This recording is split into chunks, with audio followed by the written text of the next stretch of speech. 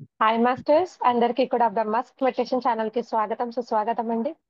అలానే ఈ Zoom session లోకి వచ్చి ఇంత గొప్పగా ధ్యానం చేసి అనంతమైన జ్ఞానాన్ని ఎంతో గొప్పగా ప్రతిరోజు అందుకుంటున్న ప్రతి ఒక్క ఉన్నత దేవతా దేవుళ్ళందరికీ కూడా శతకోటి ఆత్మ ప్రణామాలు, కృతజ్ఞతలు మాస్టర్స్.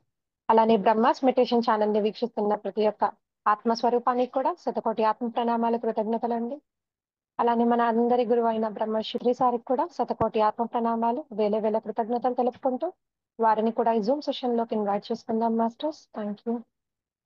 ప్రతిరోజు కూడా ఒక్కొక్క గొప్ప గురువుతో అనంతమైన జ్ఞానాన్ని చాలా గొప్పగా అందుకుంటూ ఉన్నాం మాస్టర్స్. ఈ రోజు మనకి అద్భుతమైన జ్ఞానాన్ని అందించడానికి మనతో రమణ సార్ కాకినాడ నుంచి విచ్చేశారు మాస్టర్స్. రమణ సార్ ని ముందుగా మనం సగర్వంగా మన జూమ్ సెషన్ లోకి ఇన్వైట్ చేసుకున్నాం మాస్టర్స్. సార్, మీకు బ్రహ్మాస్ మెడిటేషన్ ఛానల్ కి స్వాగతం సుస్వాగతం sir. Thank you so much sir. Okay. అలానే థ్యాంక్ యూ అమ్మా. మాస్టర్స్, ఈ రోజు ఒక టాపిక్ ఆధ్యాత్మిక జ్యోతిష్యం మరియు కర్మ అనే టాపిక్ మీద అద్భుతమైన జ్ఞానాన్ని మనం సార్ ద్వారా అందుకుందాం. Thank you sir. Over to you sir. Thank you అమ్మా. ఈ జూమ్ సెషన్ అందరినీ తీసుకొచ్చి జూమ్ లోకి తీసుకొచ్చి అందరికీ ధ్యానాన్ని, జ్ఞానాన్ని, ఆత్మ జ్ఞానాన్ని పంచడానికి ఒక వేదిక ఏర్పాటు చేసి అందరికీ అందరినీ ఆత్మ పురోగమనం వైపు ప్రోత్సహిస్తున్నటువంటి మీకు ధన్యవాదాలు. అలాగే ఈ సెషన్ లో పాల్గొన్న అందరికీ కూడా నమస్కారాలు తెలియజేస్తున్నాను, ఆత్మ బంధువులందరికీ కూడా. అలాగే ఈ ప్లాట్ఫామ్ క్రియేట్ చేసినటువంటి మనందరూ ఇలా కలుసుకుని ఆత్మజ్ఞానం పంచుకోవడానికి ఆ రూట్ కాజ్ పత్రిజీ, ఆయనకి సహస్ర ప్రణామాలు తెలియజేస్తున్నాను. ఓకే, ఇంకా సబ్జెక్ట్లోకి వస్తే ఈరోజు స్పిరిచువల్ ఎస్ట్రాలజీ, ఆధ్యాత్మిక జ్యోతిష్యం. అసలు జ్యోతిష్యం అంటే ఏంటి? అసలు జ్యోతిష్యం ఎందుకు మన ఋషులు మనకి ఇచ్చారు? అసలు జ్యోతిష్యం అంటే ఏదో పెళ్లి కోసం, లేకపోతే ఉద్యోగం ఎప్పుడు వస్తుంది, పిల్లలు ఎప్పుడు పుడతారు, ఇలాంటి వాటి కోసం అసలు పర్పస్ ఎందుకు ఇచ్చారు అనేది మనం తెలుసుకుందాం. అలాగే జ్యోతిష్యం వేరు, ఆత్మజ్ఞానం వేరు కాదండి. అది కూడా నేను ఈ నాకు ఇచ్చినటువంటి గంట సమయంలో మీకు చెప్పడానికి ప్రయత్నం చేస్తాను. అసలు నేనేంటి, అసలు నా నేపథ్యం ఏంటి అనేది 5 minutes చెప్పి సబ్జెక్ట్లోకి వస్తాం. అసలు ఈ మెడిటేషన్లోకి ఎలా వచ్చాను, అసలు ఈ మార్గంలోకి ఏ విధంగా ప్రవేశించాను అనేది చూద్దాం. నేను 2008లో, యాక్చువల్గా మాది వ్యవసాయ కుటుంబం. ఆ, అందరి పేరెంట్స్ లాగే నన్ను కూడా ఒకరి కింద ఏదో ఇది జాబ్స్ అలాంటివి కాదు, బిజినెస్ చేసుకో లేదా మనకి వ్యవసాయం ఉంది కదా పేరెంట్స్ అనేవారు. కానీ ఎప్పుడు నాకు స్వతంత్ర భావాలు చిన్నప్పటి నుంచి ఎక్కువ. అంటే మనం స్వేచ్ఛగా ఉండాలి, హాయిగా ఉండాలి, అలాగే ఏదో తెలుసుకోవాలనే తపన అయితే ఉండేది. ఆ తపనలో భాగంగా నేను ఆస్ట్రాలజీ, పామిస్ట్రీ, గోపాల్ శర్మ గారని విజయవాడలో ఉండేవారు, ఆయన దగ్గర నేను నేర్చుకోవడం జరిగింది. నేర్చుకుంటూ ఉన్నప్పుడు ఎంతో మందికి ఎన్నో రెమెడీస్ మన దగ్గరకు వచ్చే వాళ్ళకి ఓకే, సమస్యను గుర్తించాం, చెప్పాం. ఆస్ట్రాలజీ ద్వారా సమస్యను గుర్తిస్తాం, కానీ పరిష్కారం ఏంటి అంటే ఒక రూట్ లెవెల్లో ఒక సమస్యను క్లియర్ చేయాలి, మళ్ళీ మళ్ళీ వాళ్ళు మన దగ్గరికి రాకూడదు ఏంటి అని చెప్పేసి నాకు క్వశ్చన్ ఉండేది. ఎన్నో రెమెడీస్ చెప్తూ ఉంటారు, మణి, మంత్రము, తంత్రము, యంత్రము, ఔషధం, ఇలా ఎన్నో రెమెడీస్ ఉన్నాయి. అయితే ఒక అసలైన రెమెడీ ఏంటి? మనిషి ఈ దుఃఖం నుంచి బయటపడాలంటే ఏంటి, ఈ సమస్యల నుంచి బయటపడాలంటే ఏంటి, తరచూ సమస్యలు, ప్రతి ఒక్కరూ సమస్యల్లో ఉన్నారు అని చెప్పేసి నాకు క్వశ్చన్స్ ఉండేవి. అప్పటికి నాకు ఆఫీస్ ఉండేది. సరే, నేను 2008లో, అంటే 8కి పూర్వము, నేను బుక్స్ రీడింగ్ ఉండేది. బుక్స్ రీడింగ్ లో భాగంగా కొత్త కొత్త బుక్స్, సైకాలజీ బుక్స్ ఇవన్నీ చదివేవాడిని. సరే, ఒకసారి మా కాకినాడలోని స్టాల్కి వెళ్ళి ఒక యోగాత్మకత పుస్తకం నన్ను ఆకర్షించి ఆ పుస్తకం నేను కొని చదివాను. పరమశి యోగానంద్ గారు రాసినటువంటి ఒక యోగి ఆత్మకథ. అందులో నన్ను బాగా ఇన్స్పైర్ చేసినటువంటి టాపిక్ ఏంటంటే గ్రహాల్ని ఓడించడం. గ్రహాల్ని ఓడించడం అనే ఒక చాప్టర్ ఉంది అందులో. అది చదివితే చాలా నాలెడ్జ్ మనకి వస్తుంది. అందులో పరమశి యోగానంద గారికి ఏం రాయబడిందంటే, యుక్తేశ్వరగిరి గారు చెప్తారు, ఆయన రాబోయే రోజుల్లో నీకు కడుపు నొప్పి వస్తుంది, అది 6 నెలల పాటు ఉంటుంది. ఓకే, దానికి నువ్వు రాగి వెండి సీసంతో చేసినటువంటి ఒక దండకడి వేసుకోవాలి, దాంతోపాటు నేను చెప్పినటువంటి ప్రాణాయామం చేయాలి అని అంటే, గురుదేవ ఇవన్నీ నేను నమ్మను, ఇవన్నీ నమ్మాలా గురుదేవ, ఇవన్నీ అపోహలు అని, ఇవన్నీ ఇల్యూజన్ అని ఆయన చెప్తారు. ఇదంతా కరెక్ట్ కాదేమో అనిపిస్తుంది గురువు.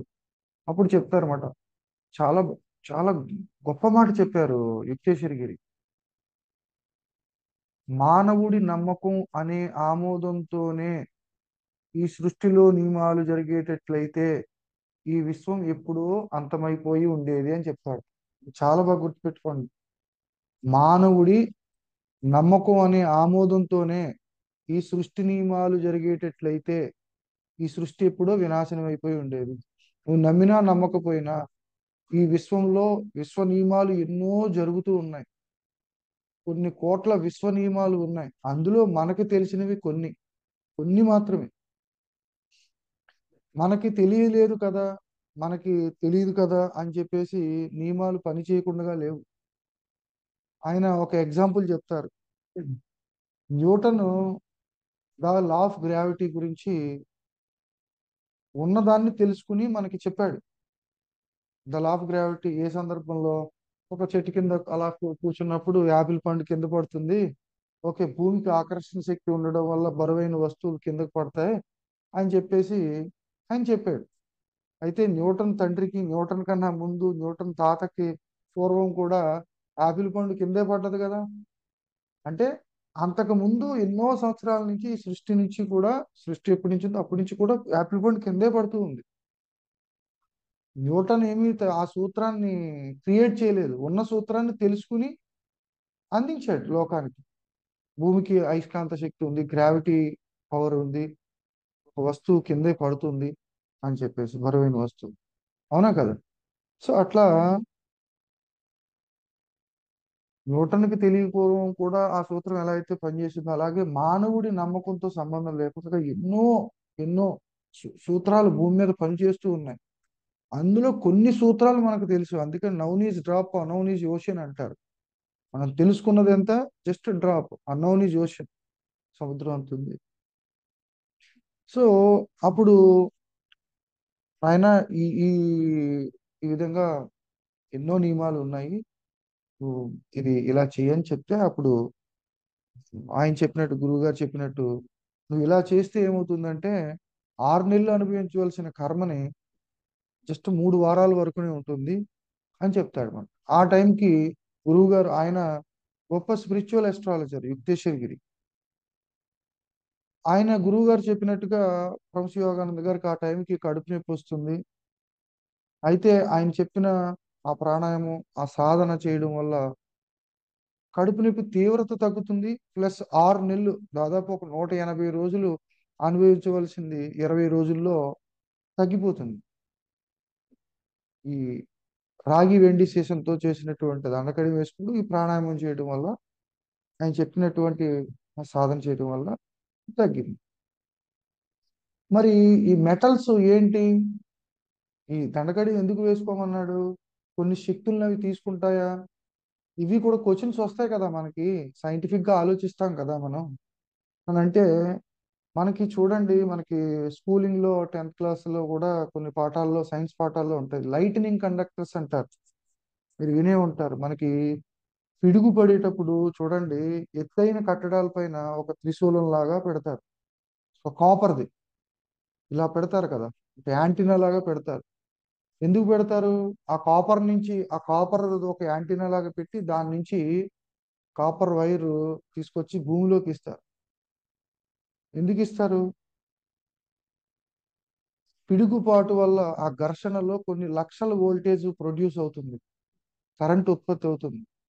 ఆ పవర్ ఎప్పుడైతే ఆ ఎత్తైన కట్టడాల మీద కానీ చెట్ల మీద కానీ పడినప్పుడు అవి కాలిపోవడం లేదా కూలిపోవడం, అక్కడున్న మనుషులు ఆ శక్తి తీవ్రతకి తట్టుకోలేక చనిపోతూ ఉంటారు కదా, పిడుగుపాటు వల్ల కూడా.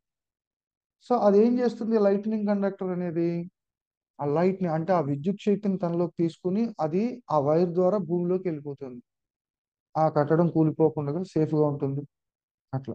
అలాగే కొన్ని మెటల్స్ కి కొన్ని ఎనర్జీస్ తీసుకునే శక్తులను తీసుకునే ఆ ఎనర్జీస్ ని గ్రాఫ్ చేసుకునే శక్తులు ఉన్నాయని అందులో చెప్తాడు. సో ఇవన్నీ ఏంటని చెప్పేసి నేను రీసెర్చ్ చేస్తూ ఉన్నా.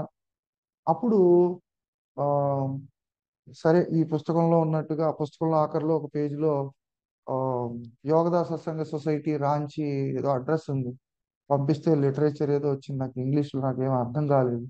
ఇక్కడ కాకినాడలో ఆ యోగదా సత్సంగ సొసైటీ వాళ్ళ దగ్గరికి వెళ్తే క్రియా యోగ టెక్నిక్ ఏదో కొంచెం చెప్పారు.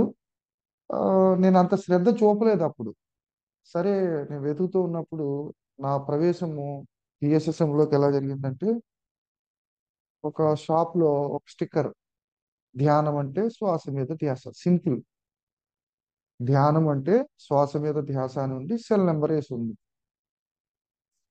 Very simple. ఆ సెల్ నెంబర్ తీసుకుని ఒక మేడం గారికి కాల్ చేసి, అదే నెంబర్ కాల్ చేస్తే మేడం గారు లిఫ్ట్ చేశారు. ఇలా ధ్యానం మేము నేర్పిస్తామండి, మాది PSSM మూమెంట్ అని ఉంది, మీరు రండి అని అంటే నేను వెళ్ళటం జరిగింది. నేను నేర్చుకున్నాను, ప్రాక్టీస్ చేస్తూ ఉన్నాను. చేస్తున్నప్పుడు నాకు అనిపించింది, నేను ఈ ధ్యానం గురించి తెలుసుకోవాలి. ఈ ఏదైతే ఒక పర్మనెంట్ సొల్యూషన్ అనేది ప్రతిదానికి ఒకటి ఉంటుంది, అల్టిమేట్ ఉత్తమమైనది అనేది ఒకటి ఉంటుంది. సో అదేదో నేను తెలుసుకోవాలి. మనిషి దుఃఖానికి ఆ రూట్ లెవెల్లో మనం ఏదో చెట్టు బాగుండాలంటే చెట్టు ఆకుల పైన కాకుండా చెట్టుకి వేరుకు నీరు పోస్తే చెట్టు బాగున్నట్టుగా ఆ రూట్ లెవెల్లో మనం మనం దాన్ని సరి చేసుకోవాలనే ఉద్దేశంతో, సరే నేను ఆఫీస్ క్లోజ్, అప్పటి వరకు ఆఫీస్ ఉండేది, ఆఫీస్ క్లోజ్ చేసి ఈ ఈ మార్గంలోకి 2008లో ఏప్రిల్లో పత్రిగారిని నేను మారేడుమిల్లి ఫారెస్ట్ లో ఒక ట్రెక్కింగ్ లో కలవడం జరిగింది. ఆయన, నేను ఏది పట్టుకున్నాను ఫస్ట్ నుంచి ఏంటంటే, చాలా రూట్లు అంటే చాలా డీప్ గా వెళ్ళటం, రీసెర్చ్ చేయడం బాగా ఇంట్రెస్ట్. 2008లో వచ్చిన తర్వాత ప్రతిదీ గమనిస్తూ ఉండేవాడిని. పత్రికారు మాట, పత్రికారు నడక, ప్రతిదీ కూడా గమనించడం, ఆయన ఎలాగా, ఆయన ఏంటి. అలాగే ఆ ఇంత పెద్ద సొసైటీని ఆర్గనైజ్ చేస్తున్నారు కదా, ఏంటి ఈయన ఏం పుస్తకాలు రాశారు, ఈ సొసైటీకి బేస్ ఏంటి, ఇట్లా మనం తెలుసుకోవాలని చెప్పేసి ఆ తపనతో పత్రికారివి ఎన్నో అప్పటికే క్యాసెట్స్ ఉండేవి, అలాగే సీడీలు ఉండేవి. నేను భీమవరం వెళ్ళి తెచ్చుకునేవాడిని తర్వాత రాఘవరావు గారి దగ్గర. సో ఎన్నో టాపిక్స్ ఉన్నాయి. ఆ టాపిక్స్ అన్ని విన్ని నువ్వు నా దగ్గర చాలా డైరీస్ ఉన్నాయి, రాసుకోవాలి. ఆయన చెప్పినటువంటి ఆనందో బ్రహ్మ, ముక్తికి మార్గము, యోగ పరంపర, ఆరోగ్యమే మహాభాగ్యము, యూ ఫర్ ఎవరు, ఇంకా చాలా ఉన్నాయి టాపిక్స్. భజగోవిందం, నానాటి బ్రతుకు నాటకము, ఆ అన్నమాచార్యులు చెప్పినవి, ఉమ్, అలాగే వీర బ్రహ్మేంద్ర స్వామి చెప్పినవి, యోగి వేమన పద్యాలు, ఇలా ఎన్నో ఉన్నాయి ఆయన చెప్పినవి. ఆయన చెప్పినవి ఎక్కడి నుంచి చెప్తున్నారు, కొన్ని వేల పుస్తకాలు చదివి అలాగే ప్రీవియస్ లో ఈ జన్మలో గత జన్మల్లో ఎంతో అనుభవ జ్ఞానాన్ని, ఎంతో ట్రూత్ ని ఆయన వెతికి తెచ్చుకుని ఈ భూమి మీద అందరికీ పంచడానికి వచ్చినటువంటి ఒక మైత్రేయ బుద్ధుడు ఆయన. సో ఆయన నోట్లోంచి ప్రతి వచ్చే వర్డ్ కూడా, అంటే నేను 24 అవర్స్ 365 రోజులు ఆయన కూడా తిరగకపోయినా, ఆయన ఎక్కడ ఆయన ఎక్కడెక్కడ ఏం చెప్పారు, ఆడియోస్ ఎక్కడ దొరికినా కానీ అవి నేను కలెక్ట్ చేసి పెట్టుకున్నాను. అలాగే ఈస్ట్ గోదావరిలో వస్తే, మా తూర్పు గోదావరి జిల్లా వస్తే అసలు మిస్ అయ్యేవాడిని కాదు. మాక్సిమం మా ఈ గోదావరి జిల్లా, నెక్స్ట్ వెస్ట్ గోదావరి, ఒకసారి కృష్ణా వెళ్ళేవాడిని. అలాగే గురువు గారు ఏదైనా వైజాగ్ లో ప్రోగ్రామ్ చేస్తే అక్కడ కూడా వెళ్ళేవాడిని. దాదాపు ఆ, ఇప్పటి వరకు కూడా నేను చాలా వరకు ఒక లాస్ట్ 2 ఇయర్స్ వరకు కూడా ఫుల్ టైం నేను తిరిగాను నేను ఈ సొసైటీలో. ఆయన టాపిక్స్ అన్నీ కూడా విని డైరీలో రాసుకునేవాడిని, చదువుకునేవాడిని. అసలు ఏంటి అని చెప్పేసి. సో నాకు అట్లా వెతుకుతూ ఉన్నాను. ఆయన పరిచయంలో, ఆయన మార్గంలో నాకు ఎన్నో విషయాలు నాకు అర్థమైనాయి జీవితం పట్ల. చాలా అద్భుతం అన్నమాట. నాకైతే చాలా హ్యాపీ అనిపించింది. అలాగే శ్రీకృష్ణ సందేశం, భగవద్గీతకు అనేక మంది వ్యాఖ్యానం చేశారు వాళ్ళ వాళ్ళ స్థితుల్లో. నాకు గురువుగారు విషయంలో చూడండి, ఒక ఎగ్జాంపుల్ చెప్తాను. ఇప్పుడు ఒక కొండ ఉంది, దానికి ఒక 100 మెట్లు ఉన్నాయి అనుకుందాం. ఒక్కొక్కడు ఒక్కొక్క మెట్టు మీద ఉన్నాడు. కిందకి చూస్తే ఒక్కొక్కడికి వాడి పర్సెప్షన్ ఒక్కొక్క స్థాయిలో కనపడుతుంది. వాడి యొక్క హైట్ ని బట్టి, ఆ మెట్టు మీద చూసే విధానం బట్టి. కానీ కొండ మీద ఉన్నవాడికి కింద మొత్తం అంతా కనిపిస్తుంది కదా. సో అట్లా ఆ కొండ మీద ఉన్నటువంటి ఆ గొప్ప వ్యక్తే పత్రిజీ. ఎందుకనంటే హైయెస్ట్ అండర్స్టాండింగ్ ఉంది. ఎందుకని ఎన్నో జన్మల్లో ఎంతో సాధన చేశారు ఆయన, ధ్యాన సాధన చేశారు. ఎన్నో ప్రపంచవ్యాప్తంగా ఉన్నటువంటి ఫిలాసఫర్స్ పుస్తకాలన్నీ చదివారు ఆయన, అన్ని మత గ్రంథాలు చదివారు. ఆధ్యాత్మికత అనే ఏ సొసైటీ ఉన్నా ఆ సొసైటీకి సంబంధించిన పుస్తకాలు, థియోసాఫికల్ సొసైటీ కావచ్చు, రామకృష్ణ మిషన్ కావచ్చు, రామచంద్ర మిషన్ కావచ్చు, రామ బుద్ధిజం కావచ్చు, అన్ని పుస్తకాలు చదివి ఆ హైట్ లో ఉన్నటువంటి స్థితిలో ఉన్నారు ఆయనకి అన్ని తెలుసు. సో అట్లా అప్పటికి భగవద్గీతలు ఎన్నో చదువుతూ ఉన్నాము. కానీ శ్రీకృష్ణ సందేశం అనే ఆడియోస్ లో కానీ, ఆయన చెప్పినటువంటి భగవద్గీత సిరీస్ లో కానీ ఎంతో అద్భుతంగా చెప్పారు. ఒక ఎగ్జాంపుల్, భగవద్గీత వ్యాసుడు రాసిన తర్వాత ఆయన వెళ్తూ ఉన్నాడంట. ఆయన వెళ్తూ ఉంటే ఆ మార్గంలో ఒక చాకలివాడు వచ్చి కాలు మీద పడి, అయ్యా గురువు గారు, భగవద్గీతలో ఏముంది, అందరూ చెప్పుకుంటున్నారు మహద్గ్రంథం కింద, నాకేమో చదువు రాదు, ఏముందయ్యా గురువు గారు అని అంటే, ఆయన చెప్పాడట వ్యాసుల వారు, 18 అధ్యాయాలు 701 శ్లోకాల యొక్క సారం రెండే 2 ముక్కలు నాయన అని చెప్పాడట. ఏంటండి గురువు గారు నాకు చెప్పండి, నేను ఆచరిస్తాను అంటే ఆ 2 విషయాలు చెప్పారు. ఆయన పరోపకారం పుణ్యం, పర అపకారం పాపం. ఈ 2 విషయాలే అనేక సందర్భాల్లో, అనేక అధ్యాయాల్లో, 701 శ్లోకాల్లో చెప్పడం జరిగింది. ఈ 2 శ్లోకాల సారాంశమే పరో పర ఉపకారం పుణ్యం, పర అపకారం పాపం. ఇంతే. ధన్యవాదాలు గురువు గారు అని చెప్పేసి ఆయన పాదాలు నమస్కారం చేసి వెళ్ళాడు. ఇంకా చాకలివాడు. సరే, ఆయన తపోవనంకి వెళ్ళిపోయాడు వ్యాసుల వారు. ఒక సంస్కృత పండితుడు వచ్చాడు. వచ్చి, గురుగారు ఆ గ్రంథం ఇవ్వండి, నేను సంస్కృత పండితుడిని, నాకు సంస్కృతం బాగా వచ్చు, నేను చదువుకుని మీకు మళ్ళీ ఆ గ్రంథం ఇస్తాను మీ అని, నేను అర్థం చేసుకుంటాను అని అన్నాడు. సరే, ఆయన గ్రంథం భగవద్గీత ఇస్తే చదువుకుని వచ్చేసి నాకు అంతా అర్థమైపోయింది అన్నాడు. అప్పుడు వ్యాసుల వారు అన్నారట, నీకేం అర్థం కాలేదు అన్నాడు. ఎందుకనంటే కేవలం సంస్కృతం వచ్చినంత మాత్రాన భగవద్గీత అర్థం కాదు. సంస్కృత పండితులకు మాత్రమే ఈ భగవద్గీత అర్థం కాదు. కోర్స్ సంస్కృతం నేర్చుకోవడం గొప్ప విషయమే. కానీ యోగ దృష్టి లేకుండా, ధ్యానం లేకుండా భగవద్గీత అర్థం కాదు. ఎంతో మంది వ్యాఖ్యానం చేశారు. ఇప్పుడు భగవద్గీతలో శ్లోకం ఉంది, సర్వధర్మాన్ పరిత్యజ్య మామేకం శరణం వ్రజ హంత్వా సర్వ పాపేభ్యో మోక్షయిష్యామి మా శుచః అని ఒక శ్లోకం. అంటే సర్వధర్మాన్ పరిత్యజ్య, ఒకడు అంటాడు అన్నీ వదిలిపెట్టేసి ఆయన్నే శరణు వేడితే ఆయన అన్ని చూసుకుంటాడు. ఒక విధంగా అర్థం చేసుకున్నాడు. ఆ స్థాయిలో ఉన్న మనిషి, ఎవరు మనం జడ్జ్ చేయలేం, ఆ స్థాయి అది. కానీ పత్రికారి వ్యాఖ్యానం ఏంటంటే సర్వధర్మాన్ని పరిత్యజ్య అంటే మనం ధ్యానం చేస్తూ ఉన్నాం, సర్వధర్మాన్ని, కళ్ళ ధర్మం వదిలేసాం, పరిచయించాం, చెవుల ధర్మం వదిలేసాం, కళ్ళతో చూడము, నోటితో మాట్లాడము, చెవులతో వినము, ఏది స్పృశించము, అన్ని వదిలిపెడతాం. సర్వధర్మాన్ని పరిత్యజ్య అంటే కేవలం ధ్యానం చేస్తున్నప్పుడు మాత్రమే సర్వధర్మాన్ని, అన్ని ధర్మాలు విడిచిపెట్టు, మామేకం శరణం వ్రజ అంటే నాతో ఏకమై ఉండు, అహంత్వా సర్వ పాపేభ్యో మోక్షయిష్యామి మా శుచః.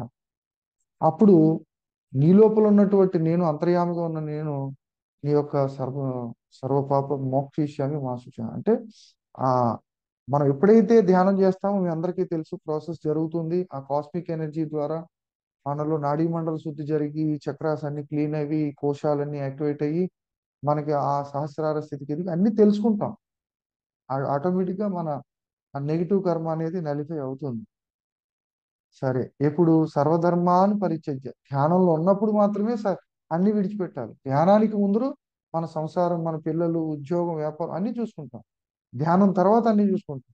ధ్యానంలో ఉన్నప్పుడు మాత్రమే అన్ని విడిచిపెట్టన్నాడు. సర్వధర్మాన్ని పరిత్యజ్య మామేకం, నువ్వు నీతో ఏకమై ఉండు, అంటే నీ అంతరాత్మతో. అందరిలో ఆయనే ఉన్నాడు కదా పరమాత్మ, ఆ సూపర్ కాన్షియస్నెస్. సో అది హయ్యెస్ట్ అండర్స్టాండింగ్ ఉన్నటువంటి వ్యక్తులకు మాత్రమే అర్థమవుతుంది.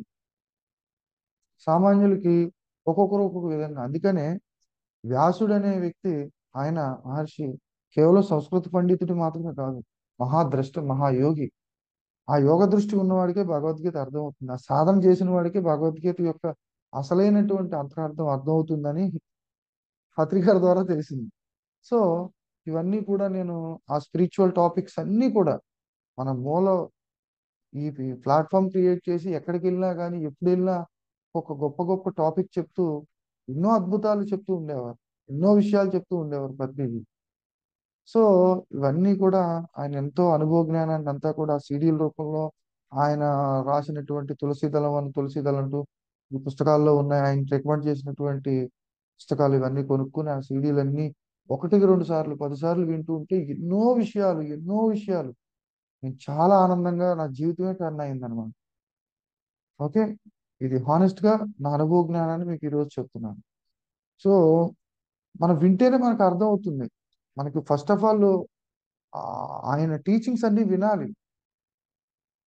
అవి విన్న తర్వాత ఈ సొసైటీలో ఉంటున్నప్పుడు విచారం చేస్తూ ఉండేవాడిని. ఎక్కడ పిలిచినా ఆ వీళ్ళని బట్టి వెళ్ళి క్లాసెస్ చెప్పడం, పత్రికారు వస్తే ఆ స్టేజ్ అరేంజ్మెంట్ చూసుకోవడం, యాంకరింగ్ ఏదో కొంచెం యాంకరింగ్ చేయడం, అందరినీ కూర్చోబెట్టి ధ్యానం చేయించడం ఆయన వచ్చే ముందు, ఇవన్నీ చేస్తూ ఉండేవాడిని. దాంతోపాటు నేను రియలైజేషన్, అంటే చాలా నాలెడ్జ్ ఉంది కదా పత్రికారు టీచింగ్స్ లో, ఇవన్నీ అప్పట్లో క్యాసెట్లు ఉండేవి, తర్వాత సీడీలు వచ్చినాయి. తర్వాత ఏం చేశానంటే ఈ ఈ సెషన్ లో పాల్గొన్న వాళ్ళు నన్ను చూసే ఉంటారు. ఈ కర్తాల యజ్ఞాల్లో కూడా ల్యాప్టాప్ పెట్టుకుని మెమరీ కార్డ్స్ లో ఒక 250 టీచింగ్స్ ఉండేవి. అలాగే ఒక 100 మ్యూజిక్ కలెక్షన్ కూడా అన్నమాట. నాకు అంతకుముందు మ్యూజిక్ గురించి తెలియదు, సంగీతం గురించి కొంత ఇంట్రెస్ట్ లేదు. కానీ ధ్యానంలోకి వచ్చిన తర్వాత పత్రికారు సంగీతం గురించి ఎంత బాగా చెప్తారంటే, సంగీతం నేర్చుకోకపోతే జీవితం వేస్ట్, సంగీతం వినండి, మీ ఇంట్లో ఎప్పుడు కూడా ఏడుపులు వినపడకూడదు, ఆ, ఆ, దెబ్బలాట్లు ఏవో వినపడకూడదు, ఎప్పుడు చక్కని మృదు మాధుర్యమైన సంగీతం వినపడాలి అని ఇప్పుడు అంటూ ఉంటారు. కాబట్టి ఆ ఆ సంగీతం గురించి చెప్తూ ఉంటే నాకు ఆ అభిరుచి ఏర్పడి ఆ కలెక్షన్ కూడా నేను ఎంత కాస్ట్ అయినా కానీ ఆ సీడీలన్నీ కొని కలెక్షన్, బిస్మిల్లా ఖాన్ సెహనాయ్ కావచ్చు, పండిట్ రవిశంకర్ సితారు, ఆ జాకిర్ హుస్సేన్ తబలా, ఉమ్, ఆ T N Krishnan violin, mandolin Srinivas mandolin, ఆ వీణ, వైలిన్, తబలా, సెక్సాఫోన్, ఇట్లా రకరకాల ఇన్స్ట్రుమెంట్స్ అన్ని కూడా మ్యూజిక్ కలెక్షన్స్, అలా స్పిరిచువల్ మెడిటేషన్ మ్యూజిక్స్ ఇవన్నీ కలెక్షన్. అలాగే పత్రికారి టీచింగ్స్ కలెక్షన్ అన్ని పెట్టి యజ్ఞాల్లో అందరికీ కూడా ప్రతి మొబైల్లో పత్రికారి టీచింగ్స్ ఉండాలి. ఉమ్, ఎంత గొప్పగా ఆత్మ జ్ఞానాన్ని, బ్రహ్మ జ్ఞానాన్ని చెప్పారు. వినాలి, వినకపోతే మన జీవితం పండదు, మన జీవితం మారదు. పత్రికారి టీచింగ్స్ ఎవరైతే బాగా వింటారో, ఎందుకంటే అంతకు ముందు నేను ఎంతో మంది నేను టీచింగ్స్ విన్నాను. ఇంకేమి ఇంత ఇన్ఫర్మేషన్, ఇంత డెప్త్, ఇంత లోతైనటువంటి బ్రహ్మజ్ఞానం నాకు ఎక్కడ లభించలేదు. సో ఆయన టీచింగ్స్ లో ఎంత పాటల రూపంలో కూడా, నా పేరు బికారి నా దారి ఎడారి, అవునన్న చోట మజిలీ కాదన్న చోట బదిలీ, మనతో ఎవరైతే కలిసి ఉంటారో అక్కడ మనం కలిసి ఉంటాం, మనం నచ్చకపోతే అక్కడి నుంచి వెళ్ళిపోతాం. అవునన్న చోట మజిలీ కలుస్తూ ఉంటాం, చక్కగా ఫ్రెండ్షిప్ చేస్తూ ఉంటాం. లేకపోతే కాదన్న చోట బదిలీ, అక్కడి నుంచి వెళ్ళిపోతాం అంట. నా పేరు బికారి నా హరిహర, ఇట్లా ఎన్నో పాటల రూపంలో, నానాటి బ్రతుకు నాటకం, ఈ 4 రోజులు బ్రతుకు నాటకం అని, ఉమ్, అంతా మధురం, మరణం మధురం, జననం మధురం, మానం మధురం, అవమానం మధురం, ఇలా పాటల రూపంలో ఉమ్, ఎంత బ్రహ్మజ్ఞానం ఇచ్చారు. అవన్నీ కూడా ఒకటికి రెండు సార్లు ప్రతిరోజు కూడా ఆ చక్కగా పెట్టుకొని వింటూ సాధన చేసుకోవడం, రాసుకోవడం, డైరీ రాదు. ఇది నా పని. సర్వీస్ చేయడం, పత్రి గారి టీచింగ్స్ వినటం, రాసుకోవడం. ఉం? సో ఆయన చెప్పినటువంటి ప్రోవర్బ్స్ లో ఒక ప్రోవర్బ్ ఉంది, birds are same feather and flock together అని. అంటే ఏ గూటి పక్షులు ఆ గూటికే వెళ్తాయి. ఇప్పుడు ఈ ఈ గూటి పక్షులన్నీ కూడా ఈ గూటికి ఇప్పుడు వచ్చినాయి. ఈ గూటి పక్షులు కానివి ఇప్పుడు సినిమా థియేటర్లోనో సీరియల్స్ లోనే ఉంటారు కదా. కాబట్టి ఈ పిఎస్ఎస్ఎం ఆత్మజ్ఞానానికి సంబంధించిన పక్షులన్నీ కూడా ఈ జూమ్ సెషన్ కి వచ్చినాయి కదా. మనందరం కూడా ఒక గూటి పక్షులు అన్నమాట. సో అట్లా ఆ, ఈ జర్నీలో ఉంటూనే నేను, నాకు ఫస్ట్ నుంచి కూడా ఈ అకల్ట్ సైన్స్, ఎస్ట్రాలజీ బాగా ఇంట్రెస్ట్. ఇవి ఎంతవరకు కరెక్ట్, గ్రహాలు ఇవన్నీ మన మీద ఎంతవరకు ప్రభావం చూపిస్తున్నాయి, ఈ ఈ మన లోపల ఏముంది, మన బయట ఏముంది, మనల్ని ఎవరైనా ఫోర్స్ గా నడిపిస్తున్నారా, ఆ, ఏంటి అనేది నేను ఇంట్రెస్టింగ్ ఉండి ఈ సబ్జెక్ట్ లోకి నేను రావటం జరిగింది. సరే, ఈ ధ్యానం సాధన చేస్తూనే ఇంకా ఏముందని వెతుకుతూ ఉన్నప్పుడు ఆ సాధన అలా చేస్తూ ఆ సబ్జెక్ట్ అలా చదువుకుంటూనే నేను మళ్ళీ ఆస్ట్రాలజీలోకి ఆ, కొన్ని సంవత్సరాల తర్వాత మళ్ళీ వెళ్ళటం జరిగింది. వెళ్ళి అందులో నేను పామిస్ట్రీ, న్యూమరాలజీ, ఆస్ట్రాలజీలో సాంప్రదాయ జ్యోతిష్యం, పరాశర జ్యోతిష్యం, అలాగే భృగునాడి, ఇట్లా ఆ, ఎన్నో సబ్జెక్ట్స్ మీద నేను రీసెర్చ్ చేసి తెలుసుకోవడం జరిగింది. సరే, ఇక సబ్జెక్ట్లోకి వద్దాం. ఈరోజు సబ్జెక్టు దాదాపు చాలాసేపు చెప్పానండి. సబ్జెక్ట్లోకి వస్తే ఈ స్పిరిచువల్ ఎస్ట్రాలజీ, ఆధ్యాత్మిక జ్యోతిష్యం, ఇది మాస్టర్ ఈకే గారు, ఎకిరాల కృష్ణమాచారి గారి పరంపర ద్వారా నేను నేర్చుకోవడం జరిగింది. మాస్టర్ సివివి మార్గం ఉంది కదా, అందులో ఆ మార్గంలో మాస్టర్ ఈకే గారు అని ఉంటారు, మీరు వినే ఉంటారు. సో ఆ ఈ జ్యోతిర్వేదం, జ్యోతిర్విజ్ఞానం నేను నేర్చుకోవడం జరిగింది. ఎందుకు ఇది, దీని ద్వారా మనకి వచ్చే లాభం ఏంటి అని అంటే, మనం పరిణామ క్రమంలో మినరల్ కింగ్డమ్, ప్లాంట్ కింగ్డమ్, అంటే వృక్ష సామ్రాజ్యానికి వచ్చాం, మినరల్ కింగ్డమ్ నుంచి, ప్లాంట్స్ నుంచి మరి జంతు సామ్రాజ్యంలోకి వచ్చాము, యానిమల్ కింగ్డమ్, అక్కడి నుంచి ఈ మానవ జన్మల్లోకి వచ్చాం. బహూనాం జన్మనామంతే జ్ఞానవాన్ మాం ప్రపద్యతే వాసుదేవ సర్వమితి సా మహాత్మా సుదుర్లభ. ఎన్నో జన్మలు గడిచిన తర్వాత తను తాను తెలుసుకుంటాడు ఈ మానవ జన్మల్లోకి వచ్చిన తర్వాత. సో అట్లాగా ఈ మానవ జన్మల్లోకి వచ్చిన తర్వాత పరిణామ క్రమంలో మనం ఎక్కడున్నాము, మన ఆత్మస్థితి ఏంటి, మనం పూర్వజన్మలో ఎలాంటి కర్మలు చేశాము. ఇప్పుడు ఈ జన్మలో ఎన్నో సమస్యలు వస్తూ ఉంటాయి, బాధలు వస్తూ ఉంటాయి. వాటి కారణం ఎవరు? ఓకే, మన వాస్తవానికి మనమే సృష్టికర్తం, కానీ ప్రీవియస్ లో మనం ఎలాంటి కర్మలు చేశాము అంటే కర్మ వచ్చిన తర్వాత కానీ మనకు తెలియదు కదా. సపోజు చూడండి, చిన్నప్పుడే మనకు తెలుస్తుందా, వివాహం అయిన తర్వాత వివాహంలో సమస్య వచ్చింది అనుకోండి, సపోజ్ భార్య భర్తల మధ్యన సమస్య, వైవాహిక జీవితంలో నేను ఏదో పూర్వజన్మలో డిస్టర్బ్ చేసి ఉంటేనే కానీ ఇలా జరగదు. ఓకే, లేదు మనకి ఏదో ఇంకొక విషయంలో ఆర్థికంగా మనం ఇబ్బందుల్లో ఉన్నామంటే నేను ఎక్కువగా పంచలేదు, పంచిన వాడికి అంటాం కదా, వాడు పెట్టి పుట్టాడురా అంటాం. పెట్టి పుట్టడం అంటే ఏంటి? పెట్టడం. అందరికి 10 మందికి పెట్టాడు, వీడు పుట్టాడు.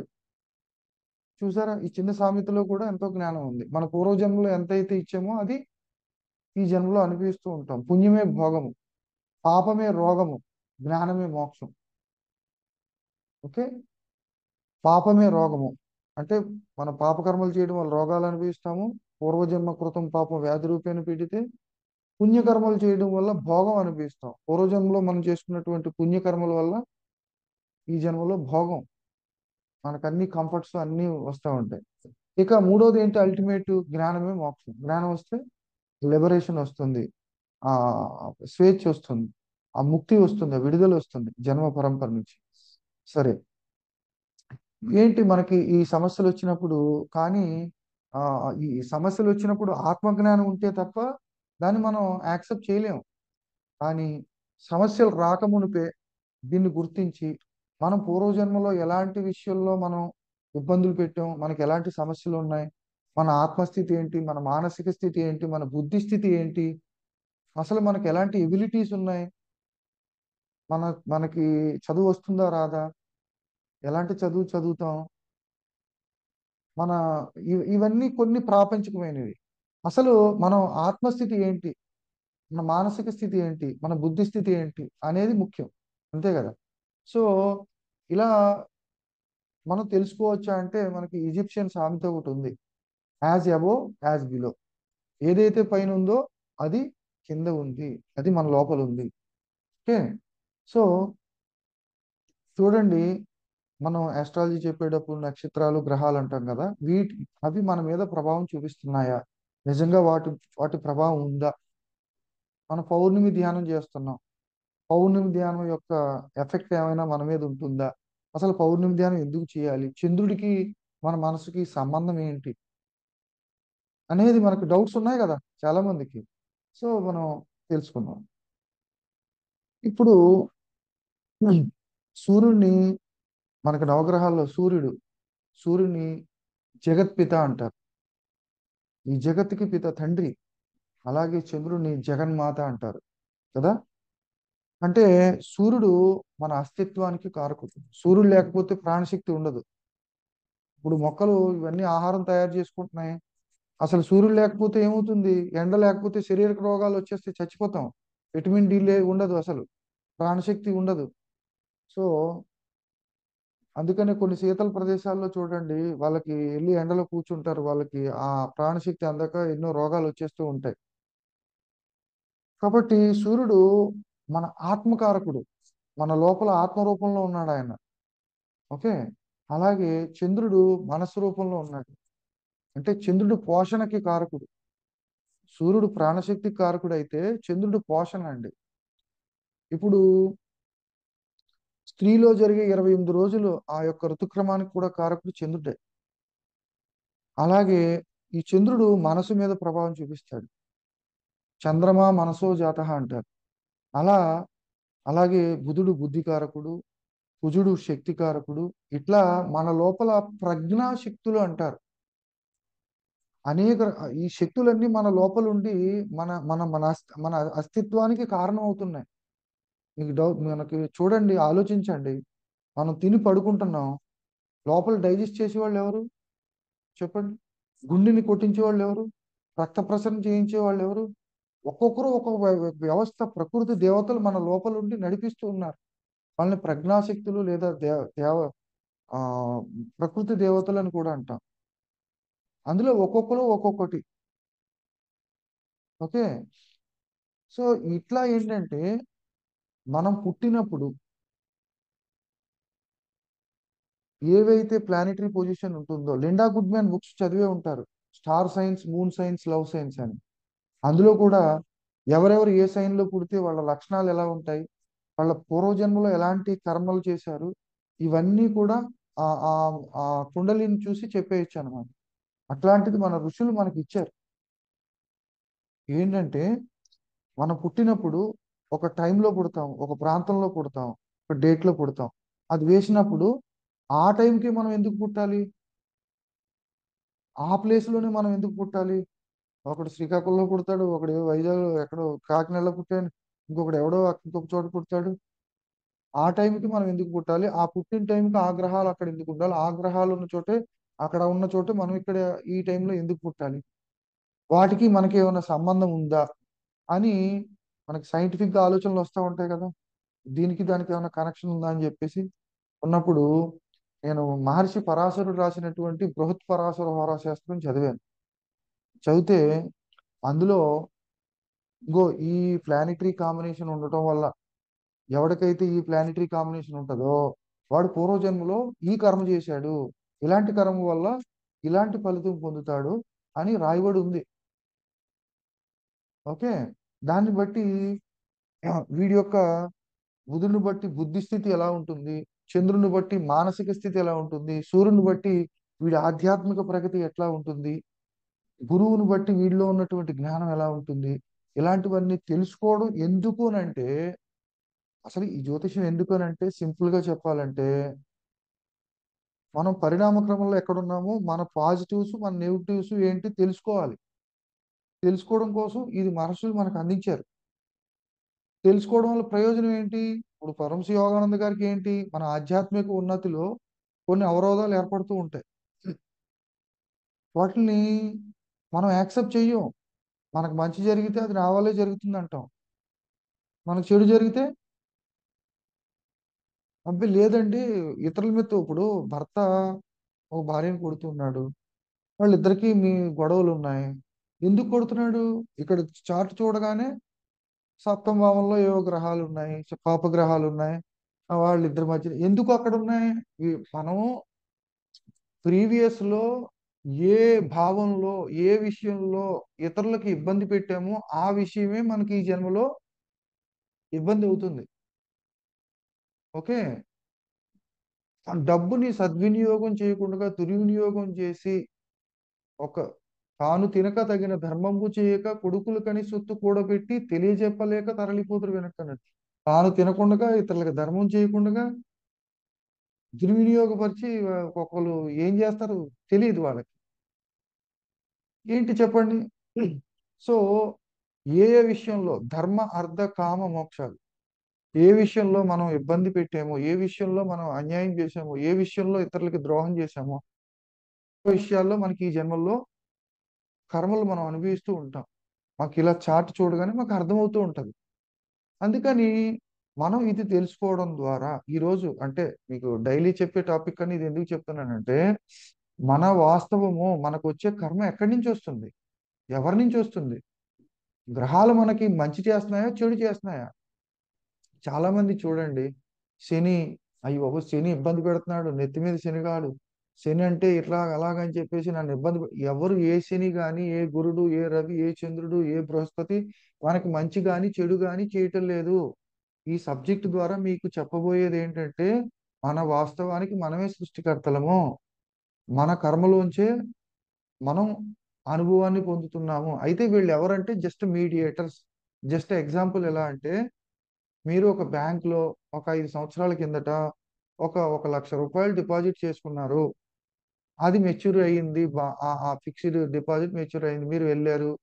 వెళ్ళిన తర్వాత మీకు బ్యాంక్ మేనేజర్ లేదా ఆ బ్యాంక్ లో ఉన్నటువంటి అకౌంటెంట్ ఆయన జేబులోంచి డబ్బులు ఇవ్వడు. ఇస్తాడా? ఇవ్వడు. మరి ఎవరి అకౌంట్ లోంచి ఇస్తారు?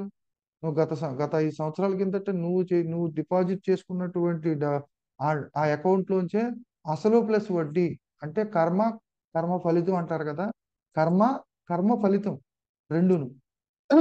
అలాగే మరి వీళ్ళెవరు ఈ ప్రకృతి దేవతలు ఎవరు? శని అనే వ్యక్తి ఎవరు? గురుడు అంటే ఎవరు? వీళ్ళెవరెవరు ఏం చేస్తూ ఉంటారంటే, కొంతమంది మన పూర్వజన్మ పుణ్యకర్మలకి అకౌంటెన్సీ లెక్కగట్టి పుణ్యకర్మలకి ఫలితంగా కొన్ని ఫలితాలు ఇస్తారు.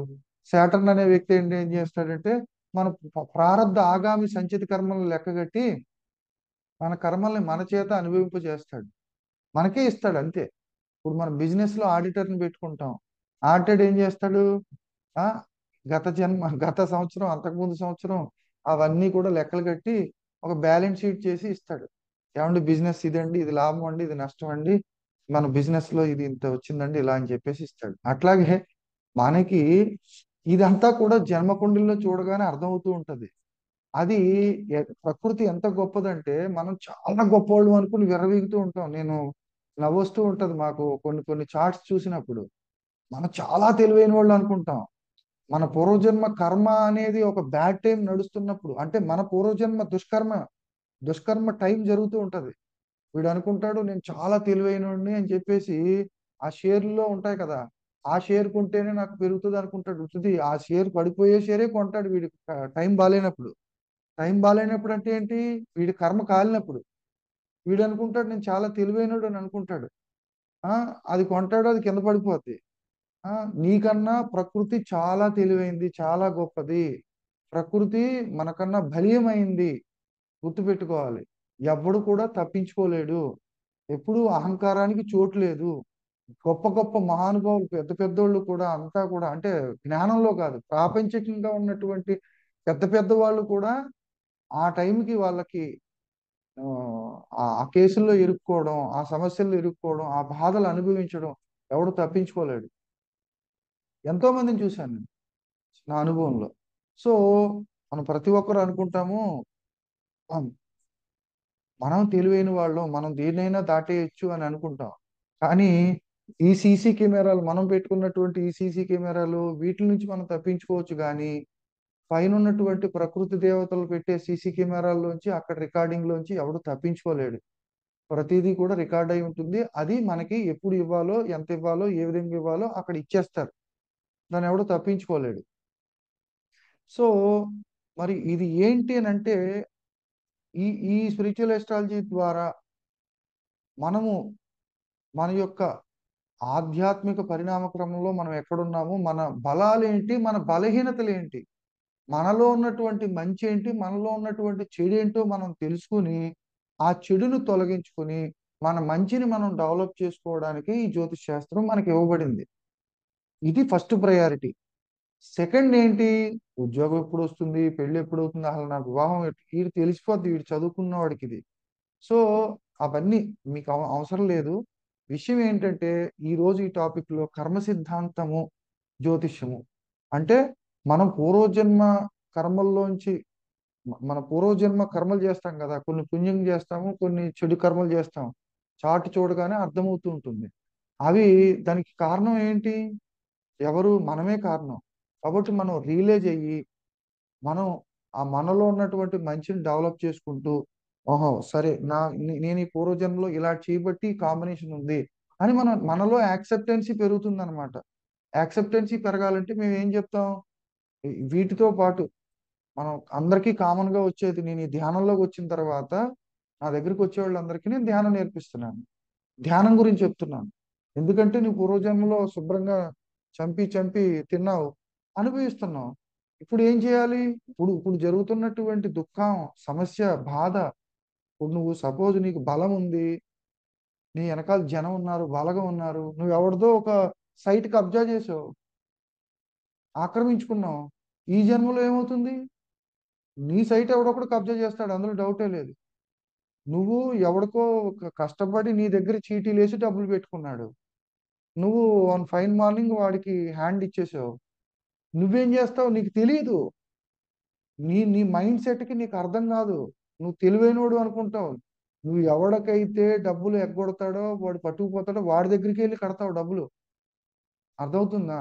అలాగే నువ్వు పూర్వజన్మలో వివాహ విషయంలో, వైవాహిక జీవితంలో నువ్వు ఎవరికి పుల్లలు పెట్టి విడగొట్టావో, నువ్వు సరిగ్గా నిన్ను శుభ్రంగా దాన్ని చితకొట్టేవాడినే పెళ్లి చేసుకుంటావు. అప్పటికి పది పది మంది చుట్టరికాలు వస్తాయి, సంబంధాలు వస్తాయి, అన్ని ఇది కాదు, అది కాదు, ఇది కాదు, ఇలా ఉండాలి, అలా ఉండాలి, అమ్మాయి ఇలా ఉండాలి, లేదా అబ్బాయి ఇలా ఉండాలని ఏరి కోరి చేసుకుంటావు. కానీ నీకు ఎవడు రావాలో వాడే వస్తాడు. Okay, birds are same feather and flock together. ఏ గూటి పక్షి ఆ గూటికి వెళ్తుంది, వేరే గూటికి వెళ్ళదు. ప్రకృతిలో అది మంచి అయితే మంచి గూటికి వెళ్తుంది, ధ్యానం ధ్యానం గూటికి వెళ్తుంది. నువ్వు సైట్ విషయంలో ఇబ్బంది పెడితే, నిన్ను ఎవడైతే ఇబ్బంది పెట్టడానికి రెడీగా ఉంటాడో వాడి పక్కనే కొనుక్కుంటావు నువ్వు ఇల్లు. వాడు నిన్ను ఇబ్బంది పెడతాడు. నువ్వు ఏ విషయంలో నువ్వు వైవాహిక జీవితంలో వాడే వస్తాడు. అలాగే సంతాన విషయంలో కానీ, లేదా డబ్బు విషయంలో కానీ, లేదా మన ఆ అజ్ఞానంలో అహంకారపూరితంగా చేసినటువంటి ఏ కర్మల్లో ఏం చేశామో అవన్నీ రిపీట్ అవుతూ ఉంటాయి ఇక్కడ ఈ జన్మలో.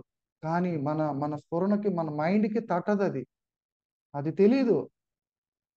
ఓకే, మనం తెలివైన వాళ్ళు అనుకుంటాం, నాకు ఇంత తెలుసు, నేను ఎక్కడా కూడా లాస్ కాను ఏనండి. మనం అన్ని ఏది కర్మ ఎవడు తప్పించుకోలేడు. అది ఎవడు తప్పించుకుంటాడు, ఎలా తప్పించుకుంటాడు అనేది కూడా మనం ఆ, ఈ ఈ సబ్జెక్ట్ లో మనం చెప్పుకుందాం ఆఖరిలో. సో ఏంటంటే, మరి ఈ సబ్జెక్టు నేను తెలుసుకున్న తర్వాత నా దగ్గరికి వచ్చే వాళ్ళకి అందరికీ కూడా చెప్పేది ఏంటంటే, ఇప్పుడు నువ్వు అనుభవిస్తున్నావు, మనిషికి కావాల్సింది ఏంటి, వేదంలో కూడా చెప్పాడు, సుఖం మే భూయాత్ దుఃఖం మా భూత్. అంటే నాకు సుఖం కావాలి, నాకు శాంతం కావాలి, నాకు ఆరోగ్యం కావాలని ఎవడైనా కోరుకుంటాడు. నాకు దుఃఖం కావాలి, నాకు అనారోగ్యం కావాలని ఎవడు కోరుకోడు కదా. నేను హాయిగా ఉండాలి, నేను సంతోషంగా ఉండాలని కోరుకుంటాడు. కాబట్టి అది ఎలా వస్తుంది, రెండే రెండు విషయాలు బాగా అవగాహన చేసుకున్న వాడికి జీవితం అవగాహన వస్తుంది. ఏంటి, ఒకటి జన్మ పునర్జన్మ సిద్ధాంతము, రెండు కర్మఫల సిద్ధాంతం. ఈ రెండు విషయాల్ని ఎవడైతే బాగా అర్థం చేసుకుంటాడో వాడి జీవన్ముక్తి. లేకపోతే ఏం చేస్తాడు, ప్రతిసారి కూడా ఈ కర్మ సిద్ధాంతం అర్థం చేసుకోకపోతే, నా పెళ్లి ఇంకో మా అమ్మ చేసింది, మా నాన్న చేశాడు, లేదా వాడు ఎవడో సంబంధం తీసుకొచ్చాడు, వాడు జస్ట్ మీడియేటర్ అంతే. నీకు ఎవడు రావాలో వాడే వచ్చాడు, ఏ అమ్మాయి రావాలో ఆ అమ్మాయే భార్యగా వచ్చింది, ఏ పిల్లలు పుట్టాలో నువ్వు ఆ పిల్లలే పుట్టారు. నువ్వు శుభ్రంగా వాడు సంపాదిస్తుంటే, తండ్రి సంపాదిస్తుంటే నువ్వు శుభ్రంగా తిని పడుకున్నావు. ఈ జన్మలో నీకు కొడుకుగా పుడతాడు వాడు. నువ్వు కష్టపడి సంపాదిస్తే వాడు తిని పడుకుంటాడు. రివర్స్. ప్రతిదీ అంతే కదా, మనం ఎన్నో క్లాసుల్లో చెప్తూ ఉంటాం. రివర్స్ అవుతుంటుంది మన ఏ విషయంలో. సో ఈ కర్మ సిద్ధాంతం అనేది ఇక్కడ అర్థమవుతుంది. అంటే మనకి ఈ ఈ థియరిటికల్ గా సబ్జెక్ట్ ఉంటుంది కదా మనకి పుస్తకాల ద్వారా. కానీ మనకి ఎస్ట్రాలజీలు ఏంటంటే క్లియర్ గా అర్థమవుతుంది. పంచమభావం చెడిపోయింది, పిల్లల విషయంలో ప్రాబ్లం ఉంది. ఎందుకని? పిల్లల విషయంలో, సంతానం విషయంలో ఎక్కడో ఏ జీవికో తన పిల్లలకి నువ్వు హాని చేసావు. ఏ జీవి, ఒక పక్షికి కావచ్చు, లేదా ఒక ఆవు పిల్లకి కావచ్చు, ఏ మూగజీవానికో తన సంతానం విషయంలో నువ్వు ఎక్కడో ఏదో అపచారం చేసావు. అందుకని నీ సంతానం విషయంలో నీకేదో అయింది. అందుకని ఇప్పుడు దుఃఖంతో ఏడుస్తూ బాధపడమని కాదు, నువ్వు రియలైజ్ అయ్యి వాట్ నెక్స్ట్, నేను ఏం చేయాలి. దాన్ని కూర్చొని నేను చేశాను చేశాను పాపం చేశాను, తప్పు చేశాను అని ఏడుస్తూ కూర్చోవడం కాదు. యస్య సర్వే సమారంభ కామ సంకల్ప వర్జితాః జ్ఞానాగ్ని దగ్ధ కర్మాణం తమాహు పండితం బుధాహ. అంటే జ్ఞానం అనే అగ్నిలో కర్మలు దగ్ధం చేసుకుని రియలైజ్ అయ్యి, ఓకే యాక్సెప్టెడ్, గతం గతః, ఇప్పుడు నేను ఆనందంగా బ్రతకడాలి, ఏం చేయాలి. ఓకే వైవాహిక జీవితం, లేదా పిల్లల విషయంలో, లేదా భూమి విషయంలో, లేదా కోర్టు ఉంది, ఇంకోటి ఉంది. వాటిని పట్టుకుని చాలా మంది మా దగ్గరికి వస్తూ ఉంటారు. వాళ్ళకి మేము ధ్యానం చెప్తూ ఉంటాం. కొంతమంది ధ్యానం చేస్తారు, మార్గంలోకి వస్తారు, కొంతమందికి రారు. వాళ్ళ కర్మ బలీయంగా ఉండడం వల్ల. ఇప్పుడు నేను కూడా పత్రికారిని టీవీ ఛానల్లో ఎక్కడో చూశాను నేను అంతకుముందు. 2008 పూర్వమే చూశాను. అప్పుడు నేను కాయగా ఉన్నాను, ఈ కాయ పండలేదు. అర్థమవుతుందండి. ఇప్పుడు మనం 5 సంవత్సరాలకి డిపాజిట్ చేసుకున్నప్పుడు కర్మ 4వ సంవత్సరంలో వీళ్ళు డబ్బులు ఇచ్చేయమంటే ఇచ్చాడు. అది మెచ్యూరిటీ రావాలి కదా. అలాగే నహి జ్ఞానేన సదృశ్యం పవిత్రమే విద్యతే తత్స్వయం యోగ సంసిద్ధ కాలేన ఆత్మాని విందతి. ఎప్పుడైనా సరే ఆ ఆ ఆ జ్ఞానం అనేది ఒక్కసారిగా ఆ కర్మ వెంటనే మెచ్యూర్ అయిపోయి వచ్చే ఫలితం రాదు. ప్రతిదానికి కూడా నేను ఇప్పుడు ఒక 100 మందికి భోజనం పెట్టాను, వెంటనే ఫలితం వచ్చేది. దానికి ఒక టైం ఉంది. లేదా నేను ఒకరిని పాపం చేసి పొడిచాను, వెంటనే నాకు శిక్ష పడిపోదు. దానికి ఒక టైం, ఒక నియతి ఉంది, ఒక కాల నియమం ఉంది ప్రతిదానికి కూడా. సో అట్లాగే కొంతమంది వస్తూ ఉంటారు, ఆ కర్మ పరిపక్వ దశలో ఉండి ఆ ఎవల్యూషన్ క్రమంలో, అంటే ఆత్మ పరిణామ క్రమంలో ఆ సోల్, ఆత్మకారకుడైన సూర్యుని బట్టి చంద్రుని బట్టి ఇవన్నీ చూసి వీడి స్థితిలో ఉన్నాడు, వీడికి చెప్తే అర్థమవుతుంది, అందరికీ చెప్తాం. కానీ ఆ పరిణామ క్రమంలో దగ్గరగా ఉన్న వాళ్ళు ఇందులోకి వస్తూ ఉంటారు. రాని వాళ్ళు కొన్ని టైం పడుద్ది వాళ్ళకి, మనం ఏం చేయలేం. అందుకని ధ్యానం చేస్తే ఒక దండం, ధ్యానం చేయకపోతే 2 దండాలు అన్నారు. ఆ నాన్ వెజ్ మానేయడా, మాంసం మానేయడా, గుడ్ బాయ్. మాంసం మానేదా, వెరీ వెరీ గుడ్ బాయ్. మనకేం దుఃఖం లేదు, ఏడవద్దు, బాధపడొద్దు అన్నాడు పత్రిజీ. నువ్వు నీ ధర్మం నువ్వు చెయ్యి, అంతే, నీ కర్తవ్యం నువ్వు చెయ్యి. వచ్చేవాళ్ళకి చెప్తూ ఉన్నాను అంతే. చేశాడా, గుడ్ బై, లేదనుకో అంతే, వాడు కర్మ అనుభవిస్తూ ఉంటాడు. వాడు వెళ్తూ ఉంటాడు, ఎక్కడో ఏదో ఉందనుకుని వెళ్తూ ఉంటాడు. దుఃఖం, మళ్ళీ దుఃఖం, మళ్ళీ దుఃఖం, మళ్ళీ దుఃఖం పోదు. అందుకనే రామకృష్ణ పరమహంస వారు అంటూ ఉంటారు, నువ్వు ఒక అందరూ అన్ని రకాల వాళ్ళు వస్తారు, జడ్జిలు వస్తారు, పోలీసు వాళ్ళు వస్తారు, అనేక రకాల వాళ్ళు వస్తారు, ఐఏఎస్ రకరకాల పొజిషన్లో, మంచి పొజిషన్లో ఉన్న వాళ్ళు ఉంటారు. కానీ ఇంత ప్రాపంచికంగా ఎంత గొప్ప పొజిషన్లో ఉన్నా దుఃఖం తప్పదు. ఏది ఆ ఒక్కటి లేకపోతే, ఆ ఒక్కటి ఏంటి? నువ్వు ఒక కలెక్టర్వా, సున్నా. నువ్వు ఒక ఎమ్మెల్యేవా, ఒక సున్నా. నువ్వు ఒక ల్యాండ్ లార్డ్వా, ఒక సున్నా. నువ్వు ఊరికి సర్పంచ్వా, ఒక సున్నా. లేకపోతే నీ దగ్గర 10 కిలోల బంగారం ఉందా, సున్నా. ప్రాపంచికంగా నువ్వు ఎంత గొప్పవాడు అన్న అన్ని సున్నాలే అని చెప్పాడు. ఈ సున్నాలుగా 5 సున్నాలు ఉన్నాయి, ఏమన్నా వాల్యూ ఉందా, విలువ ఉందా? లేదు. రామకృష్ణ పరమహంస వారు చెప్తారు, ఆత్మ జ్ఞానము ధ్యానము అనే ఆ ఒక్కటి పెడితేనే ఆ సున్నా 10 అవుతుంది, ఆ 2 సున్నాలు 100 అవుతాయి, 3 సున్నాలు 1000 అవుతాయి. అవన్నిటికీ ప్రాపంచికంగా ఉన్నటువంటి వాటన్నిటికీ కూడా ఈ జ్ఞానం అనేది ఉంటేనే వాటికి న్యాయం చేయగలుగుతాం, లేకపోతే న్యాయం చేయలేం. అందుకని ఆత్మజ్ఞానే ఎమ్మెల్యే కావాలి, ఆత్మజ్ఞానే తల్లి కావాలి, ఆత్మజ్ఞానే తండ్రి కావాలి, ఆత్మజ్ఞానే ఒక ఐపీఎస్ కావాలి, ఆత్మజ్ఞానే ఒక ఐఏఎస్ కావాలి, ఆత్మజ్ఞానే ఒక సాఫ్ట్వేర్ ఇంజనీర్ కావాలి. ఆత్మజ్ఞానం ఉన్న చోటే మనం ఏ ధర్మానికైనా, ఏ వృత్తికైనా, ఏ ఉద్యోగానికైనా ఒక తండ్రిగా, తల్లిగా, దేనికైనా సరే ఆత్మజ్ఞానం లేనిదే ఏది జరగదు. యోగ కర్మసు కౌశలం, కర్మల్లో కౌశల్యం ఉంటుంది. లేదా కౌశల్యం లేదు, తెలియదు, కర్మ సిద్ధాంతం తెలియదు. తెలియకపోవడం వల్ల మనం హింసించుకుంటూ ఉంటాం, ఇతరులు హింసిస్తూ ఉంటాం. ఎవడో కారణం అని చెప్తూ ఉంటాం, మతాలు మారుతూ ఉంటాం, దేవుళ్ళు మారుస్తూ ఉంటాం, గుడ్డలు మారుస్తూ ఉంటాం, కానీ గుణాలు మారవంట. సత్యసాయిబాబు గారు చెప్తారు, గుడ్డలు మారుస్తున్నారు కానీ గుణాలు మారవు. ఫోటోలు మారుతారు, మతాలు మారుతారు, అనేక మార్పులు ఇక్కడ మారాలి.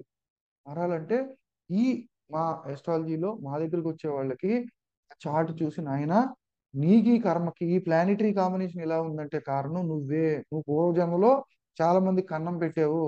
నువ్వు ఎవడెవడికి చీటీలు వేసావో వాడు పారిపోయాడంటే వాడు ఉత్తినే పారిపోలేదు, నీ డబ్బులు ఎగ్గొట్టి. ఖచ్చితంగా వాడికి నీకు ఈ సృష్టిలో మనం అంటూ ఉంటాం, ఏమంటాం? ఆ ఏంటిది? శివుడు ఆజ్ఞ లేనిదే చీమైనా కుట్టదు. మరి చీమే శివుడు ఆజ్ఞ అయినప్పుడు చీటీలు వేసేవాడు శివుడు ఆజ్ఞ కాదా? మనం ఎవడెవడికి డబ్బులు వాడికి మనకి సంబంధం ఉంటేనే వాడి దగ్గర కడతాం. నువ్వు ఎందుకు మంచివాడికి ఇంకొకటికి ఎవడికి కట్టలేదు? వాడికి ఎందుకు కట్టావు? ఈమె నీకు ఎందుకు భార్య దొరికింది? అంతకుముందు నువ్వు 10 సంబంధాలు చూసావు, 10 మందిని చూసావు పెళ్లి చూపుల్లో. ఆ నువ్వు ఆ బ్యాంకులోనే ఎగ్గొట్టి బ్యాంకులోనే డబ్బులు ఎందుకు కట్టాలి? ఆ అయితే నెగటివ్స్ ఓకే, కొంతమందికి పాజిటివ్ ఏంటి? కొన్ని విషయాల్లో కొన్ని పాజిటివ్ జరుగుతూ ఉంటాయి. చక్కగా మంచి భార్య దొరుకుతుంది, మంచి భర్త దొరుకుతారు, మంచి ఫ్రెండ్లీగా ఉంటారు. ఎందుకని? వాళ్ళు ఎంతో మంచి చేశారు, మంచి విషయాలు. వాళ్ళు ఆ విషయంలో ఎవరిని ఏది ఇబ్బంది పెట్టలేదు, మంచిగా ఉన్నారు. ఏ విషయంలో మనం మంచి చేశామో ఆ విషయంలో మనకు మంచి జరుగుతుంది. సో దీనివల్ల నాయన ఈ విషయంలో నువ్వు చేసిందే నీకు రిటర్న్ గిఫ్ట్స్ వస్తున్నాయి.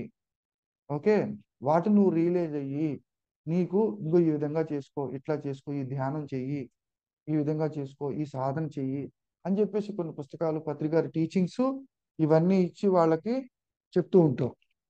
ఓకేనా? So as above as below, మన పైన ఉన్నాయి, కిందది ఉన్నాయి. కాబట్టి మన లోపాలు, ఇప్పుడు బుధుడు చెడిపోతే బుద్ధి వక్రం అవుతుంది. చంద్రుడు చెడిపోయినప్పుడు జాతక చక్రంలో మనసు పికిల్ మైండ్ ఉంటుంది, వాడి కాన్సన్ట్రేషన్ సరిగ్గా ఉండదు. చంద్రుడు నీచిపడితే అందరిలో ఉన్నటువంటి నెగిటివ్ని చూస్తూ ఉంటాడు, అందరిలో ఉన్నటువంటి లోపాలను చూస్తూ ఉంటాడు. అందుకని పౌర్ణమి రోజున పుట్టాడు, పౌర్ణమి రోజున ఎన్లైట్ అయ్యాడు, పౌర్ణమి రోజున శరీరం వదిలిపెట్టాడు. పౌర్ణమికి ఆయన జననానికి, మరణానికి, ఎన్లైటైన్మెంట్ కి సంబంధం ఉంది. ఎవరికి? బుద్ధుడు. అవునా కదండి? సో అట్లాగా బుద్ధుడు పుట్టినప్పుడు కూడా ఆయన్ని కొంతమంది ఎస్ట్రాలజర్స్ వస్తారు. ఈయన చాలా మంది చెప్పారు, ఈయన కొంతమంది అన్నారు మహారాజన్న అవుతాడు, లేదా పెద్ద సన్యాసన్న అయిపోతాడని. కానీ మహారాజు కాడు, కానీ పెద్ద సన్యాసి అయిపోతాడని. అతని పేరు ఏదో ఉంది, అతను ఆంధ్రుడే.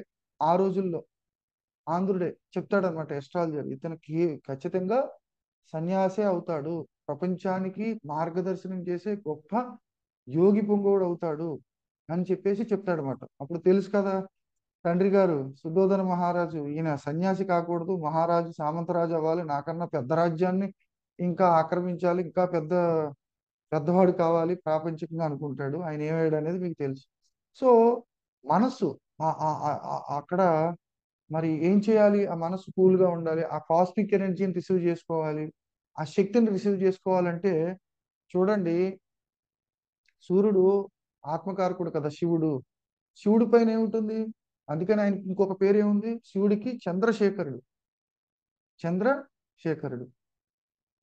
సూర్యుడు శివుడు అయినట్లయితే ఆ చంద్రుడు అమ్మవారు, ఆ శక్తి వస్తూ ఉంటుంది కదా, గంగ. సో ఎప్పుడైతే మనం పౌర్ణమి ముందు రోజు, పౌర్ణమి తర్వాత రోజు చక్కగా మనం ధ్యానం చేస్తూ ఉంటాము, ప్రశాంతంగా సాధన చేస్తూ ఉంటాము, ఈ ఈ మానసిక పరమైనటువంటి ఫ్లక్చుయేషన్స్ ఉంటూ ఉంటాయి ముఖ్యంగా ఆ టైంలో చాలా మందికి. సో ఈ ఫ్లక్చుయేషన్స్ అన్ని కూడా తగ్గుతాయి అన్నమాట ఈ పౌర్ణమి రోజున, ముఖ్యంగా సాధన పూర్ణ చంద్రుడు ఉన్నప్పుడు. ఎందుకంటే ఆ ఎనర్జీ ఫ్లోయింగ్ ఎక్కువ ఉంటుంది, చంద్రుడి ద్వారా ఆ ఫ్లో వస్తూ ఉంటుంది. ఆ శక్తి స్వరూపం అమ్మవారు అంటాం కదా, ఆ కాస్మిక్ ఎనర్జీనే శక్తి, ఆ శక్తే చంద్రుడు, ఆ చంద్రుడే అమ్మవారు. అందుకనే ఆవిడ జగన్మాత అన్నారు, చంద్రుడిని. సూర్యుని జగత్పిత అన్నారు. సో మనం సాధన చేస్తూ ఉంటే ఆ శక్తి లోపలికి వెళ్ళి ఆ శక్తి ద్వారా మన నాడీ మండలంలో ఉన్నటువంటి అంత ఆ కాస్మిక్ ఎనర్జీ తీసుకోవడం ద్వారా మన శక్తి అంతా క్లీన్, మన లోపల ఉన్నటువంటి ఎన్నో జన్మలుగా ఉన్నటువంటి ఆ బ్లాక్స్ అన్ని క్లియర్ అయ్యి ఒక్కొక్క ఎనర్జీ సెంటర్ కూడా యాక్టివేషన్ అయ్యి మనం ఆ ఆజ్ఞాచక్ర స్థితికి వచ్చినప్పుడు మనకి అన్నీ తెలుస్తూ ఉంటాయి. దృష్టి జ్ఞానమయం కృత్వ పశ్యేత్ బ్రహ్మమయం జగత్ అంటారు. అంటే ఈ ఫిజికల్ ఐస్ లోంచి చూస్తే అన్నీ కూడా గందరగోళంగా ఉంటుంది. కానీ ఈ దృష్టి జ్ఞానమయం కావాలి, జ్ఞానంలోంచి చూడగలగాలి. జ్ఞానంలోంచి చూస్తే అంతా కూడా బ్రహ్మమయమే, ఎక్కడా కూడా ట్రాజిడీ లేదు, అంతా కామెడీయే జ్ఞానంలోంచి చూస్తే. కానీ కేవలం ఫిజికల్ ఐస్ లోంచి చూస్తే, అందుకనే ఈ రెండు కళ్ళు మూస్తేనే కానీ మూడో కన్ను తెరవదు అన్నాడు యశుప్రభు. సో ఎప్పుడైతే ఈ కాస్మిక్ ఎనర్జీని, ఈ అమ్మవారి శక్తిని, ఈ యొక్క ఆ కాస్మిక్ ప్రశాంతమైన ఆ శక్తిని మనం తీసుకుంటామో ధ్యానంలో, ముఖ్యంగా పౌర్ణమి రోజుల్లో ఏమవుతుంది, మనలో శక్తి చైతన్యం జ్ఞానం పెరుగుతుంది. పెరగటం వల్ల మన దృష్టికోణం మారిపోతుంది, మనకి ప్రతిదీ అర్థమవుతుంది. కాబట్టి మనం ముఖ్యంగా తెలుసుకోవాల్సింది ఏంటంటే ఈ కర్మ సిద్ధాంతమే జ్యోతిష్యం, జ్యోతిష్యమే కర్మ సిద్ధం. మన పూర్వజన్మలో కర్మలు ఎలాంటి కర్మలు చేశామో వాటిని తెలియజెప్పేదే ఈ స్పిరిచువల్ ఎస్ట్రాలజీ. అంతే తప్ప గ్రహాలు మనకి మంచి కానీ చెడు కానీ ఏమీ చేయటం లేదు, మన అకౌంట్నే మనకి ఇస్తున్నాయి. ఓకేనా? అవి మంచి చేస్తే మంచి, చెడు చేస్తే చెడు, అవి త్రూ జన్మ కుండలి ద్వారా మాకు తెలుస్తుంది. ఈ శాస్త్రం నేను నేర్చుకున్నాను కాబట్టి మీతో పంచుకుంటున్నాను, చెప్తున్నాను. కాబట్టి ఈ యొక్క జన్మ పరంపరలో ఈ యొక్క బలాలు బలహీనతలు ఏంటో మనం తెలుసుకున్నప్పుడు బలాల్ని పక్కన పెట్టి బలహీనతలను పక్కన పెట్టి బలాల్ని డెవలప్ చేసుకుంటూ ఈ సాధన చేసుకుంటే మనం ఆధ్యాత్మిక ఉన్నతి పొందొచ్చు అని మనం ఈ శాస్త్రం ద్వారా మనకు ఉపయోగపడుతుంది అనేది సందేహం లేదు. ఓకే, 10:32 అయింది. సో ఈ విధంగా మనం తెలుసుకోవచ్చు అనమాట. అందరికీ వినిపిస్తుందా అండి? ఒక్కసారి వినిపిస్తాను సార్. ఓకే. సో అట్లా ఏంటంటే వచ్చే వాళ్ళందరికీ కూడా ఈ సాధన మార్గం, ఈ ధ్యానం చెప్తూ మనం చెప్తూ ఉన్నాం అనమాట. సో ఒక్కొక్కరికి ఒక్కొక్క టాలెంట్ ఉంటుంది, పూర్వజన్మ నుంచి తెచ్చుకున్నటువంటి టాలెంట్స్. ఫస్ట్నే చూడగానే మాకు అర్థమవుతూ ఉంటుంది, నీకు ఇంకో ఈ టాలెంట్ ఉంది, ఈ టాలెంట్ ఉంది, ఇంకో ఈ టాలెంట్లన్నీ నీవు, ఈ బలాలన్నీ నువ్వు ఉపయోగించుకుని ఈ బలహీనతలు పక్కన పెట్టుకున్నప్పుడు నీ జీవితంలో ఉన్నతంగా ఎదగొచ్చు అని చెప్పేసి మనం ఏంటో మనకు తెలియదు కదా, మనకు గైడ్ చేస్తుంది అనమాట ఇది. సో ఆ విధంగా ఈ శాస్త్రం మనకి ఉపయోగపడుతుంది. ఓకేనండి. ఇంకా చాలా ఉంది చెప్పుకుంటే. ఆ మనకి అనారోగ్య విషయం కావచ్చు, ఆరోగ్య విషయం కావచ్చు, కెరీర్ విషయం కావచ్చు, ఆధ్యాత్మికం ఏదైనా ఈ శాస్త్రం ద్వారా మనం తెలుసుకోవచ్చండి. ఇది తెలుసుకుని మనకి ఉపయోగించుకోవచ్చు. ఓకేనండి. సో ఏంటంటే మనం ఈ మార్గంలోకి వచ్చిన తర్వాత నేను చెప్పదలుచుకుంది ఏంటంటే, అస్ట్రాలజీ గురించి ఏదో ఒక హాఫ్ అన్ అవర్ చెప్పాలని చెప్పాను. ముఖ్యంగా మనం ఏంటంటే ఈ మార్గంలోకి వచ్చిన తర్వాత పత్రి గారి స్పీచెస్ అందరూ వినండి, వినండి. వింటే మీకు మీ అండర్స్టాండింగ్ లెవెల్ మారిపోతుంది. మీరు ఒక డైరీ పెట్టుకోండి, ఒక పుస్తకం పెట్టుకోండి, పత్రి గారి స్పీచ్లన్నీ వినండి. ఒక్కొక్క సబ్జెక్ట్ లో ఎన్నెన్నో విషయాలు చెప్పారు. భగవద్ భగవద్గీత గురించి అయితే ఆయన శ్రీకృష్ణ సందేశం వింటే అసలు నాకు ఆ జీవితమే మారిపోయింది, ఎంత అద్భుతంగా అన్నమాట. సో ఎన్నో విషయాలు చెప్పారు ఆయన. సో అన్ని మనం రాసుకుని మనం డైలీ సాధన చేస్తూ చేస్తూ ఉంటే మనలో యాక్సెప్టెన్సీ పెరుగుతుంది.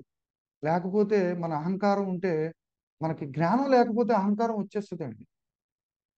మనకి ఆత్మజ్ఞానం లేకపోతే, సాధన లేకపోతే, హయ్యర్ అండర్స్టాండింగ్ లేకపోతే ఏమవుతుందంటే మనం ఆత్మజ్ఞానంలో మార్గంలో, సాధనా మార్గంలో ఉన్నట్టే ఉంటాం. కానీ మనకి ఆ ఏమవుతుందంటే మనలో ఉన్నటువంటి, మనం జంతు జన్మల నుంచి వచ్చాం కదా, అవి ఇంకా నిగూఢంగా కొన్ని లక్షణాలు మన లోపల ఉంటాయి.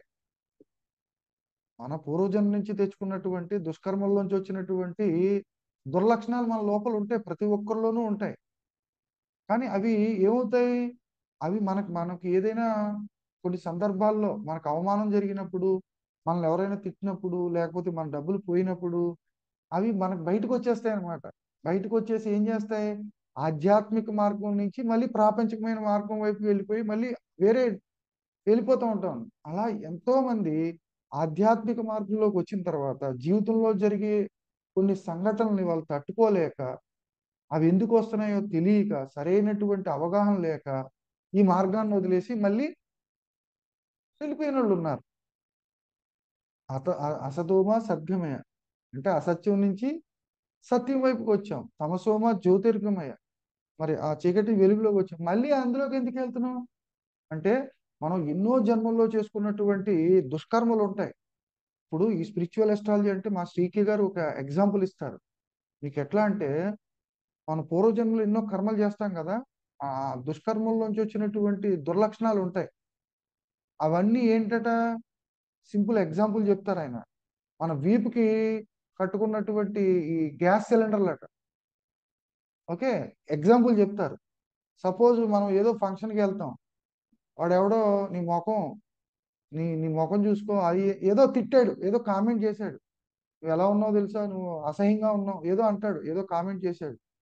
అప్పుడు మేము ఏం ఏం చేస్తాం, మనం వాడు ఒక్కసారే అన్నాడు వెధవా అని, మనం ఇంటికి వచ్చి ఏం చేస్తాం, ఆ సిలిండర్ ఉంది కదా, మన అహంకారం చేత వాడు ఒక్కసారే అన్నాడు, మన ఇంటికి వచ్చి జపమాలు తీసుకుని జపం చేస్తారు కదా, నమశివాయ నమశివాయ అన్నట్టు. అప్పుడు వీడి ఇంటికి వెళ్ళి ఏం చేస్తాడు, వీడి అహంకారం చేత నేను నేను నేనేంటో నాకు నిజమైన నేను నాకు తెలిసినప్పుడు నేను ఎందుకు బాధపడాలి? నిజమైన నేను నా అస్తిత్వం గురించి నాకు తెలియదు కాబట్టి ఇంటికి వెళ్ళి నేను వెదవని నేను వెదవని నేను వెదవని అని జపం చేస్తూ ఉంటాడు.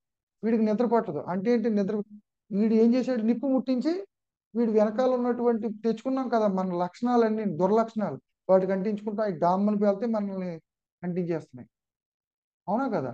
అంటించడం అంటే ఏంటి, మనల్ని మనం తగలెట్టుకోవడం అంటే ఏంటి, మనల్ని మనం అంటించుకోవడం అంటే ఏంటి, మన యొక్క నెగిటివ్ క్వాలిటీస్, మనకున్నటువంటి పశు లక్షణాలు, ఇవి ఎక్కడికి పోవండి. పోతాయని అనుకుంటాం ధ్యానంలోకి వచ్చిన తర్వాత, అంత తొందరగా ఏం పోవండి.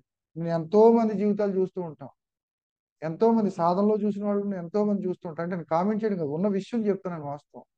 కానీ నిజంగా ఎవరైతే సాధన చేస్తూ ఉంటారో వాళ్ళకి ఎన్నో అవమానాలు వస్తాయి, మానాలు వస్తాయి, డబ్బులు పోతాయి. ఎందుకంటే పూర్వజన్మ కర్మ అనేది వెంటాడుతూ ఉంటది. ఏదో ఒక రూపంలో ఏదో ఒక సందర్భంలో మన డబ్బులు పోవచ్చు, మనం తిట్టొచ్చు, మనకి ఏది పబ్లిక్ లో ఎన్నో ఎన్లైటెడ్ మాస్టర్స్కి ఎవరికి రాలేదండి ఆధ్యాత్మిక మార్గంలో సత్య మార్గంలో ప్రయాణించినటువంటి ఎంతో మంది, గతంలో ఉన్నటువంటి ఎంతో మంది మహానుభావులకి మనకన్నా ఘోరంగా వచ్చినాయి. కానీ వాళ్ళు ఆ యానిమల్ ఇన్స్టింక్ట్స్ అంటారు, అంటే మన లోపల ఉంటాయి కదా, అవి ఇంకా ఉంటాయి కదా లోపల, వాటిని మనం నలిఫై చేసుకోవాలి. ఆ వాటిని వదిలిపెట్టాలి. మన అహంకారం చేత మనం ఏం చేస్తాం తెలుసా, మనకి ఏదైనా సమస్య వచ్చినప్పుడు మనం ఇంత చేసాం అంత చేసాం అయ్యి అంటాం. నేను ఎవరో తెలుసా, నా బ్యాక్గ్రౌండ్ ఏంటో తెలుసా, నాకు ఎంత ప్రాపర్టీ ఉందో తెలుసా అని చెప్పేసి ఇంకా వాడితో గొడవ దిగుతాం. ఇంకంతే. చిన్న ఆటో దగ్గర 10 రూపాయలు అక్కడ చిల్లర ఇవ్వలేదని వాడితో గొడవ పడిపోతాం. నేను అక్కడ ఆత్మజ్ఞానం, ఇన్ని సంవత్సరాల ధ్యానం ఇవన్నీ మర్చిపోతాం. సో ఇవన్నీ ఏంటంటే మన లోపల ఉన్నటువంటి దుర్లక్షణాలు, అవన్నీ కూడా ఒకానొక సందర్భంలో అవి బయటకు వచ్చేస్తూ ఉంటాయి. అందుకని ఎరుక ఉండాలి. కాన్షియస్నెస్ పెంచుకోవాలంటే మనకి జీవితంలో గుర్తుపెట్టుకోండి, దేనికి ప్రయారిటీ ఇస్తున్నాం దాన్ని బట్టి నీ జీవితం ఉంటుంది. నువ్వు డబ్బుకు ప్రయారిటీ ఇస్తున్నావా, డబ్బు వస్తుంది. డబ్బు తప్పు కాదు, మధ్య మార్గం అన్నారు పత్రిజీ. ధర్మం, అర్థం, కామం, మోక్షం 4 కూడా సమపాళ్లలో ఉండాలి. అర్థం డబ్బు 25%, ధర్మం 25%, కామం 25%, మోక్షం 25%. చతుర్విధ పురుషార్థాల్లో ఆయన టాపిక్ నుంచే నేను చెప్తున్నాను ఇప్పుడు. ఆయన చెప్పినటువంటి సబ్జెక్ట్ నేను విన్నాను, రాసుకున్నాను కాబట్టి మీకు చెప్తున్నాను. నేను వినకుండా రాసుకోకుండా మీకు చెప్పను కదా. ఈ 4 సమపాళ్లలో ఉండాలి. ధర్మం ఎక్కువైపోయినా తప్పు, అర్థం డబ్బు ఎక్కువైపోయినా తప్పు, కామం 100% అయిపోయినా తప్పు. ఓన్లీ మోక్షం, నాకు డబ్బు వద్దండి, నేను ధర్మం చేయనండి, ఏ? నాకు ఏ కోరిక లేదండి, నేను కళ్ళు మూసి కూర్చుంటానంటే అప్పుడు భర్త వచ్చి ఏమంటాడు, నువ్వు ధ్యానం చేసుకో అమ్మ, మీ అమ్మగారి ఇంటికి వెళ్ళిపోయి, నా వల్ల కాదు, నువ్వు పో అమ్మ మీ అమ్మగారి ఇంటికి అంటాడు. అంతే కదా, కాపురాలు విడిపోతాయి అక్కడ. ఏది కూడా అతి పని చేయదు. ఓకే. అన్ని సమపాళ్ళలో ఉండాలి. అన్ని ఇప్పుడు చెప్పారు కదా, ఏదైతే ఉంటే ఇవన్నీ ఉంటాయో, ఏది ఇందాక చెప్పాను కదా, నువ్వు కలెక్టర్ అయినా ఎమ్మెల్యే అయినా ఏదైనా ప్రాపంచికంగా ఎన్ని ఉన్నా కానీ ఆత్మజ్ఞానం అనేది ఉంటే ధర్మాన్ని, అర్థాన్ని, కామాన్ని నువ్వు సరిగా ఉపయోగించుకుంటావు. ఆ మోక్షం అనేది ఉంటే, ధ్యానం అనేది ఉంటే నీవు నువ్వు ప్రయారిటీ ఇవ్వాలి. నువ్వు ప్రయారిటీ కేవలం డబ్బుకి ఇచ్చావంటే డబ్బు వస్తుంది. అర్థం అనర్థం భజగోవిందంలో చెప్పారు పత్రిజీ. అర్థం అనర్థం భావయ నిత్యం నాస్తి తతః సుఖ లేసః సత్యం ఉత్రాదపి ధనభాజాం వీతి. అంటే కోట్లు కోట్లు నువ్వు సంపాదించడం, కోట్లు వెంటపడి డబ్బు వెంటపడి కోట్లు కోట్లు సంపాదిస్తూ ఉంటే నీ కొడుకే నేను చంపుతాడు అన్నాడు. నీ బయటోడు ఎవడో చంపడు నిన్ను. నిన్ను చంపేసేవాడు నీ ఇంట్లోనే ఉంటాడు, నీ కొడుకే నేను చంపుతాడు అన్నాడు. ఎలా చంపుతాడంటే చరిత్రలో ఆధారం ఉందని చెప్పాడు పత్రిజీ, భజగోవిందంలో చెప్పాడు. షాజహాన్ వాడు, ఔరంగజేబు వాడు తండ్రిని వాడు చంపాడు రాజ్యం కోసం, డబ్బు కోసం. వీడి కొడుకు చంపాడు. అలాగే మా జిల్లాలో కూడా నేను చూశాను కొన్ని కుటుంబాల్లో డబ్బు కోసం తండ్రిని వేసేసిన వాళ్ళు ఉన్నారు. అర్థమవుతుందా? డబ్బు కోసం తల్లిదండ్రులను బయట వదిలేసిన వాళ్ళు. నువ్వు కేవలం వాళ్ళకి ఆత్మజ్ఞానం చెప్పకుండా పిల్లలకి కేవలం డబ్బు వెంటపడి డబ్బే సంపాదిస్తే సుఖ లేసహ సత్యం. ఒరే అందులో నాయన డబ్బు ఉంది కానీ, డబ్బు ఉంది కానీ డబ్బులో ఆనందం లేదు. డబ్బు అవసరం. అలాగే డబ్బు, ఏమన్నా నేను డబ్బు సంపాదించనండి, నేను ట్రైన్ ఎక్కి నేను ఏదో క్లాస్ చెప్పాలి, నేను ఏ ఊరో వెళ్ళాలి, నేను బస్ ఎక్కి ధ్యానం శరణం ఆడి వచ్చి టికెట్ అన్నప్పుడు ధ్యానం శరణం గచ్చామి బుద్ధం శరణం గచ్చామంటే మెడపెట్టుకు బయటికి గెంటేస్తాడు. అక్కడ నేను టికెట్ తీసుకొని డబ్బులు కావాలి, నేను ఒక పుస్తకం కొనుక్కోవాలి, డబ్బులు కావాలి. డబ్బులు అవసరం కానీ అతి పని చేయదు, అతి పని చేయదు. అలాగని ధర్మం ఉన్నదంతా పని చేస్తానంటే అయిపోద్ది, రేపొద్దున డబ్బులు ఉండవు, మనం మళ్ళీ ఇబ్బంది. పూర్తి కామం ఉన్నా తప్పు, పూర్తి మోక్షం ఉన్నా తప్పు, పూర్తిగా నేను ధ్యానంలోనే ఉంటానంటే తప్పు. నేను ఏం చేయనండి, నేను కేవలం కళ్ళు మూసుకుని మా ఇంట్లో మొత్తం తలుపేసి కూర్చుంటానంటే ఏముంటది? కుదరదు కదా. సో ఈ 4 సమపాళ్ళల్లో ఉండాలి. ఉండాలంటే మనకి అవగాహన ఉండాలి. చెప్తున్నాను కదా, మనము ఈ జీవితాన్ని పండగ చేసుకోవాలి. ఈ జీవితాన్ని ఈ జన్మలో మనం ఈ జన్మని సెలబ్రేట్ చేసుకోవాలి అంటే నాలెడ్జ్ ఎప్పుడు కూడా ఉండాలి. నాలెడ్జ్ లేకుండా తరించినోడు ఈ భూమి మీద ఆనందంగా ఉన్నవాడు ఒక్కడు కూడా లేడు. మీరు గుర్తుపెట్టుకోవాలి, మంచి విషయాలు ఇప్పుడు గుర్తుపెట్టుకోవాలి. రాదు, భగవద్గీత రాదు, 1, 2 సార్లు చదవాలి. నాకు ఫస్ట్ లో రాలేదు, చదివాను వచ్చినాయి, కొన్ని శ్లోకాలు వచ్చినాయి. ఉద్ధరేది ఆత్మనాత్మానం ఆత్మానం అవసాది ఆత్మైవ ఆత్మనో బంధు ఆత్మైవ రిపురాత్మన. వందల సార్లు చెప్పారు, ప్రతి ఊరికి వచ్చినప్పుడల్లా చెప్పారు పత్రిజీ. ఉద్ధరేది ఆత్మనాత్మానం, ఎవరిని వారే ఉద్ధరించుకోవాలి. ఆత్మైవ ఆత్మనో బంధువు. ఒక సీక్రెట్ చెప్పాడండి, ఎంత అద్భుతమైన సీక్రెట్ అంటే పత్రిజీ శ్లోకంలో. నీకు బంధువు ఎవరు? నాకు అందరూ బంధువులేనండి. ఏమీ లేదండి, ఇది ఇల్యూషన్. ఎవడికి ఎవడు బంధువు కాదండి. బయట వాళ్ళు ఎవరు బంధువులు కాదు, నీకు నువ్వే బంధువు. నీకు ఆత్మజ్ఞానం ఉంటే ఈ ప్రపంచంలో నీకు గొప్ప ఫ్రెండ్ ఎవరంటే నీకు నువ్వే. నా ఫ్రెండ్ అండి, ఫ్రెండ్షిప్ చేస్తా ఉన్నాం 20 సంవత్సరాల ఫ్రెండ్షిప్, ఎక్కడో ఒక చిన్న విషయం కాన్ఫ్లిక్ట్ వచ్చింది, వాడు విడిపోయాడు. ఈ ఫ్రెండ్షిప్ ఏమైంది? నీ బంధువు ఏమయ్యాడు? నీ ఫ్రెండ్ ఏమయ్యాడు? నీ బంధువే, నీ పక్కింటోడే, నీకు నీ రక్త బంధువే, బ్లడ్ రిలేషనే. కానీ ఎక్కడో ఆస్తి పంపకాల్లో ఏదో సమస్య వచ్చింది, విడిపోయింది, ఏమైంది? ఎవరు నీ బంధువు? ఆత్మైవ ఆత్మనో బంధువు. నువ్వు ధ్యానం చేస్తే నీకు నువ్వే బంధువు అవుతావు అన్నాడు. నువ్వు ధ్యానం చేయకపోతే ఆత్మైవ ఆత్మనో బంధువు ఆత్మైవ రిపురాత్మన. శత్రువులు బయట ఉన్నారనుకోవడం అజ్ఞానం. బయట ఎవరో శత్రువులు లేరు, మనకెవ్వరూ మంచి చెడు చేయట్లేదు. మనం గతంలో చేసుకున్నటువంటి చెడే మనకు రిఫ్లెక్ట్ అవుతుంది. వాళ్ళు జస్ట్ నిమిత్తం అంతే. నువ్వు వాడికి చీటీ పూర్వజన్మలో ఎగ్గొట్టావు, వాడి దగ్గరికి వెళ్ళి డబ్బు కట్టావు, వాడు నీకు నిజంగా న్యాయమే జరిగింది అంతే. యూనివర్సల్ లా ప్రకారంగా న్యాయమే. నీ దృష్టిలో అన్యాయం అనిపిస్తుంది నీకు. వాడు ఎగ్గొట్టేసేటండి, వాడు నన్ను కొట్టేటండి, వాడు తిట్టేటి. మరి నువ్వే అంటావు కదా, శివుడు ఆజ్ఞ లేనిదే చీమైనా కుట్టదని. సపోజ్ చూడండి, ఎగ్జాంపుల్ చెప్తాను. మనం రోడ్డు మీద వెళ్తూ ఉంటాం, ఎవడో వచ్చి సైకిల్ వాడు వచ్చి గుద్దేశాడు, ఏమంటాం? ఏమన్నా నేను కరెక్టేనండి, నేను కరెక్ట్ రూట్కి వాడు వచ్చి గుద్దేశాడండి. ఆ టైంలో నువ్వు అక్కడ ఎందుకు ఉండాలి? వాడే నిన్ను ఎందుకు గుద్దాలి? ఈ సృష్టిలో ఒక ఈవెంట్ జరిగిందంటే, నేను ఆస్ట్రాలజీలో ఎన్నో చార్ట్స్ చూసి, ఎన్నో ఇన్సిడెంట్స్ చూసి, కర్మ సిద్ధాంతాన్ని క్షుణ్ణంగా పరిశీలించి నేను చెప్పేది ఏంటంటే, నువ్వు అక్కడ ఎందుకున్నావు? ఆ టైంలో నిన్నే ఎందుకు గుద్దాలి? ఇప్పుడు ఆ ఊర్లో కొన్ని వేల మంది ఉన్నారు, ఇప్పుడు ఈ కాకినాడలో కొన్ని లక్షల మంది ఉన్నారు, ఒకడు ఎవడో వచ్చి గుద్దాడు, నన్ను ఎందుకు గుద్దాలి వాడు? నేనే ఆ ప్రాంతంలో ఆ టైం నేను అక్కడ ఎందుకు ఉండాలి? ఇప్పుడు చీటీ పాటలు కట్టి వాళ్ళు చాలా మంది ఉన్నారు, నువ్వు వాడికి ఎందుకు కట్టాలి?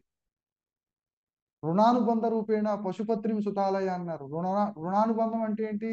పూర్వజన్మలో నువ్వు ఎవరెవరికైతే ఏ రుణం ఉందో, అది మంచి కావచ్చు చెడు కావచ్చు, తల్లితో ఏ రుణం ఉంది, పశువుతో ఏ రుణం ఉంది, బిడ్డలతో ఏ రుణం ఉంది, నీకు పుట్టినటువంటి బిడ్డలు, నీ పక్కింటోడితో ఏ రుణం ఉంది, నీ పొరుగింటోడితో ఏ రుణం ఉంది, నీ భార్యతో ఏ రుణం ఉంది, ఆ ఆ రుణానుబంధాన్ని బట్టి ఒకడు అప్పులోడుగా, ఒకడు కొడుకుగా, ఒకడు కూతురుగా, ఒకడు తల్లిగా, ఒకడు భర్తగా, వీళ్ళందరూ ఎవరు? రుణానుబంధ రూపేణ పశువు. పశువు కూడా పత్ని, భార్య, సుతుడు, కొడుకు, ఇల్లు, అన్నీ కూడా రుణానుబంధమే. కానీ నీ కళ్ళల్లోంచి, ఈ కళ్ళల్లోంచి, ఈ ఫిజికల్ ఐస్ లోంచి చూస్తే నీకేమనిపిస్తుంది? వాడు అన్యాయం చేశాడు అనిపిస్తుంది. The mark of your ignorance is the depth of your belief, injustice and tragedy అంటాడు. రిచార్డ్ బాక్ పుస్తకాల వెనకాల రాసి ఉంటది. The mark of your ignorance is the depth of your belief, injustice and tragedy. అన్యాయము విషాదము ఉందని నువ్వు ఎంతగా నమ్మితే నీకంత ఆత్మజ్ఞానం లేదంటాడు. అన్యాయం ఉందా? ఇప్పుడు అంతా యూనివర్సల్ లా ప్రకారం కరెక్ట్ గానే జరుగుతుంది. విషాదం ఉంది. ఇప్పుడు ఎవడు నీకు 10 రూపాయలు ఎవడైనా హెల్ప్ చేసినా, నీ దగ్గర 10 రూపాయలు పట్టుకుపోయినా, అంతా కాస్మిక్ రూల్ ప్రకారం జరుగుతుంది. నెక్స్ట్, విషాదం ఉందని నువ్వు ఎంతగా నమ్ముతున్నావో నీకంత ఆత్మజ్ఞానం లేదు. విషాదం లేదు లోకంలో. అతో వా ప్రాప్స్యసి స్వర్గం జిత్వా వా భోక్ష్యసే మహిం తస్మాత్ ఉత్తిష్ట కౌంతేయ యుద్ధాయ కృత నిశ్చయ. చచ్చిపోతే ఏం జరుగుతుందని అడిగాడు అర్జునుడు కృష్ణుని. ఇవన్నీ పత్రికారి దగ్గర నుంచే నేర్చుకున్నాను నేను. ఏం జరుగుతుంది అన్నాడు? చచ్చిపోతే స్వర్గానికి పోతాం, స్వర్గం స్వర్గం ప్రాప్తిస్తుంది, స్వర్గలోకాలని అనుభవిస్తావు, స్వర్గ సుఖాలను అనుభవిస్తావు, స్వర్గానికి పోతావు, నరకం ఎక్కడా లేదు.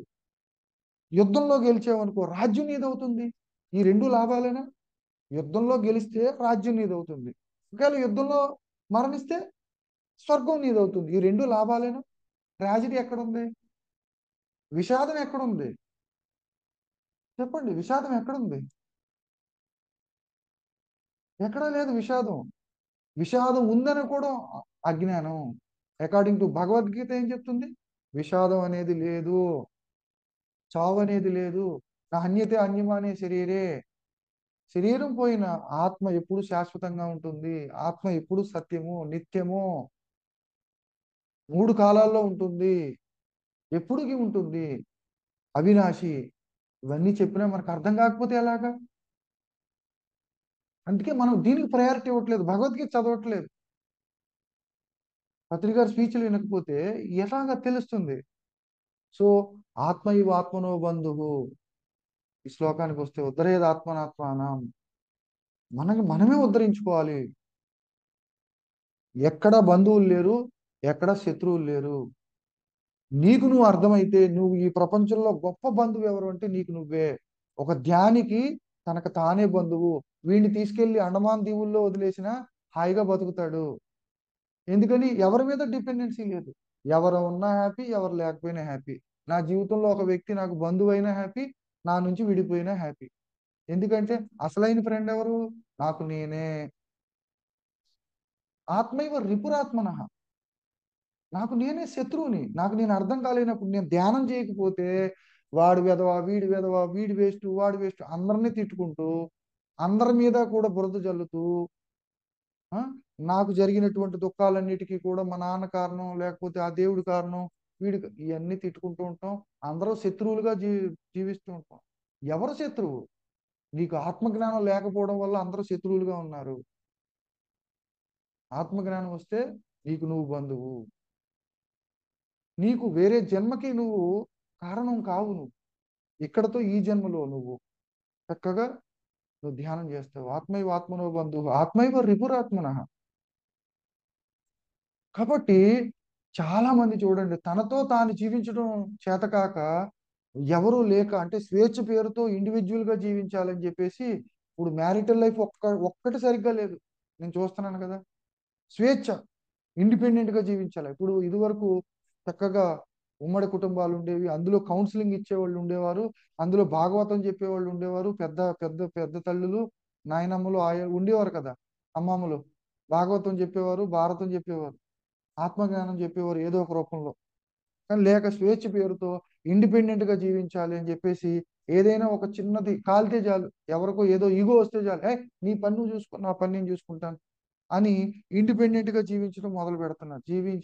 ఆ జీవించలేక ఎవరి మీద డిపెండ్ అయ్యి కొన్ని ఈ మత్తు పదార్థాలకు అలవాటు పడి జీవితాన్ని భ్రష్టు పట్టించుకొని, ఆ, ఎవరో వాళ్ళ జీవితంలోంచి వెళ్ళిపోతే డిప్రెషన్లోకి వెళ్ళిపోయి జీవితాలు నాశనం చేసుకున్న వాళ్ళని ఎంత వందల మందిని చూస్తున్నాను నేను. ఈవెన్ ఈవెన్ బెంగళూరు సిటీలో పెద్ద పెద్ద లక్షల్లో జీతాలు తీసుకునే వాళ్ళు ఎంతో మంది డ్రగ్స్ అలవాటు పడి ఎంతో మందిని చూశాను నా కన్సల్టెన్సీలో. ఎందుకని? నిజమైన ఫ్రెండ్ ఎవరో మనకు తెలియదు, నిజమైన బంధువు ఎవరో తెలియదు, మనం మనతో జీవించడం తెలియదు, మనం ఆధారపడిపోయాం. స్వేచ్ఛ పేరుతో నాకు ఎవ్వరు వద్దు, అందరిలోనే ఉండాలి, సమాజంలో ఉండాలి, సంఘం శరణం గచ్చామి, బుద్ధం శరణం గచ్చామి, కుటుంబ వ్యవస్థలోనే ఉండాలి, కుటుంబాన్ని విడిపోకూడదు, అందరిలోనూ ఉంటూ సమాజంలోనే ఉంటూ తామరాకు మీద నీటి బొట్టులాగా జీవించడమే ఆత్మజ్ఞానం. మనకి తెలుస్తుంది జీవితం. ఆత్మజ్ఞానం వస్తే తెలిసిపోతుంది, మనం సాధన చేస్తే తెలిసిపోతుంది, మనం సజ్జన సాంగత్యం చేస్తేనే తెలుస్తుంది. మనం ఇప్పుడు సజ్జన సాంగత్యం చేస్తున్నాం. సజ్జన సాంగత్యం వల్ల సృజగతి సజ్జన సంగతి రేఖ భవతి భవార్ణవ తరణే నౌక. అంటే ఈ భవ దుఃఖ సాగరం, ఈ మనస్సు ఎప్పుడు నాకు కావాలి కావాలి కావాలి కావాలి అంటూ ఉంటది. నీకు నాయన నీకు ఇది తృప్తిగా ఉండని మనసు చెప్పదు. ఈ శరీరము మనసు స్థితి దాటి బుద్ధి ఆత్మస్థితి దాటికి అక్కడికి వెళ్తేనే మనకు తెలుస్తుంది. అది సాధన చేస్తేనే మన ఆత్మస్థితికి వెళ్తాం. లేదా ఈ మైండ్ లెవెల్లో ఈ మానసిక స్థితిలోనే ఉండిపోతాం. ఉండిపోయి ఈ మనసుని సాటిస్ఫై చేయడానికి ప్రపంచవ్యాప్తంగా అందరూ పోటీ పడుతున్నారు. ఈ బుర్రని నింపడానికి, ఈ పుర్రెని నింపడానికి. ఇదేమో సాటిస్ఫాక్షన్ అవ్వదు. నువ్వు ఒక నడిచి వెళ్తుంటే సైకిల్ సైకిల్ ఉంటే బైక్ కావాలంటది, బైక్ ఉంటే కారు కావాలంటది, కారు ఉంటే మెర్సిడెస్ బెంజ్ కావాలంటది, బిఎండబ్ల్యూ కావాలంటది, ఇంకోటి ఏదో కావాలంటది, జీవితాంతం ఇంకొకటి ఏదో కావాలంటది. మనసుని సాటిస్ఫై చేసి బతికి బట్టగట్టినోడు ఒకడు లేడు. మీకు ఒక ఎగ్జాంపుల్ చెప్తాను. ఒక గురువు గారు చెప్పారు నాకు. అందుకనే మహానుభావులు అన్ని వింటూ ఉంటే ఇలాంటి విషయాలు తెలుస్తూ ఉంటాయి. ఒకసారి ఒక రాజుగారు దుఃఖంలో ఉన్నారట. దుఃఖంలో ఉండి అలా వారం రోజుల నుంచి దుఃఖంలో ఉన్నారు. సమస్య వచ్చింది ఆయన. ఆ రాజకోట బయట నుంచి ఒక సాధువు గారు ఏదో తత్వాలు పాడుకుంటూ వెళ్తున్నారు. ఆ తత్వ సారము తెలిసి వినపడి ఈయనకి, అబ్బా నా దుఃఖం పోయింది, ఆయన ఎవరో ఆ పద్యం ఏదో శ్లోకం అది నాకు ఎంతో మానసిక ప్రశాంతతనిచ్చింది, దానికి సొల్యూషన్ ఎలాగా అని చెప్పేసి వారం రోజుల నుంచి దుఃఖపడుతున్నాను, ఆయన తీసుకురండి అంటారు. వెంటనే భటులు వెళ్ళి తీసుకొస్తారు. తను ఒక భిక్షగాడు, ఒక సాధువు. నేను భిక్ష పాత్ర పట్టుకుని అనేక రాజ్యాలు తిరుగుతూ భిక్షాటం చేస్తున్నాడు. యావయ్య సాధువు గారు, మీరేదో తత్వాలు పాడుకుంటూ వెళ్తున్నారు, అది నా చెవుని పడి నా దుఃఖం పోయింది. సరే, నాకు సంతోషంగా నీకేదో ఇవ్వాలనుకుంటున్నాను, నీకేం కావాలో కోరుకో అన్నాడు. నాకేమి వద్దయ్యా, నా భిక్ష పాత్ర, నా పుర్రి నింపు అన్నాడు. అంటే నా భిక్ష పాత్ర నింపు అన్నాడు. భిక్ష పాత్ర నింపు అంటే ఎవరక్కడ? మరకతాలు తీసుకుని ఆ భిక్ష పాత్రలో వేయండి అన్నాడు. వేశాడు. బంగారు నాణేలు వేశాడు, నిండలేదు. వెండి నాణేలు వేశాడు, నిండలేదు. వజ్ర వైడూర్యాలు వేశాడు, నిండలేదు. ఆ భిక్ష పాత్ర నిండట్లేదు. మొత్తం ధనాగారం అంతా కూడా ఏమైంది? రాజుగారి ధనాగారం అంతా తరిగిపోయింది. తరిగిపోయేది ఆ రాజుగారు ఆశ్చర్యపోయాడు, ఏమయ్యా అది ఏంటది, ఆ మాయా భిక్ష పాత్ర ఏంటది, అందులో ఏంటి పోసినా మొత్తం అంతా కనపట్టలేదు, ఏంటదని అంటే అప్పుడు అది ఇలా ఉంటే దానిపైన ఒక క్లాత్ చుట్టబడి ఉంది. ఆ క్లాత్ అంతా ఇప్పి చూపించాడు. ఇప్పి చూపిస్తే అది ఏంటది, ఆ పక్క రాజ్యంలో రాజుగారిని తగలెడితే వాడు పుర్రి తలకాయ మిగిలిందనమాట శ్మశానంలో. తలకాయ ఉంటది కదా మనం తగలెట్టిన తర్వాత ఉంటది కదా ఇది. ఈ పుర్రిని ఆ సాధువు గారు కలెక్ట్ చేసుకుని దానికి ఒక క్లాత్ చుట్టి ఆ భిక్ష పాత్ర కింద ఉపయోగించుకుంటున్నాడు. అర్థమైందా మీకు?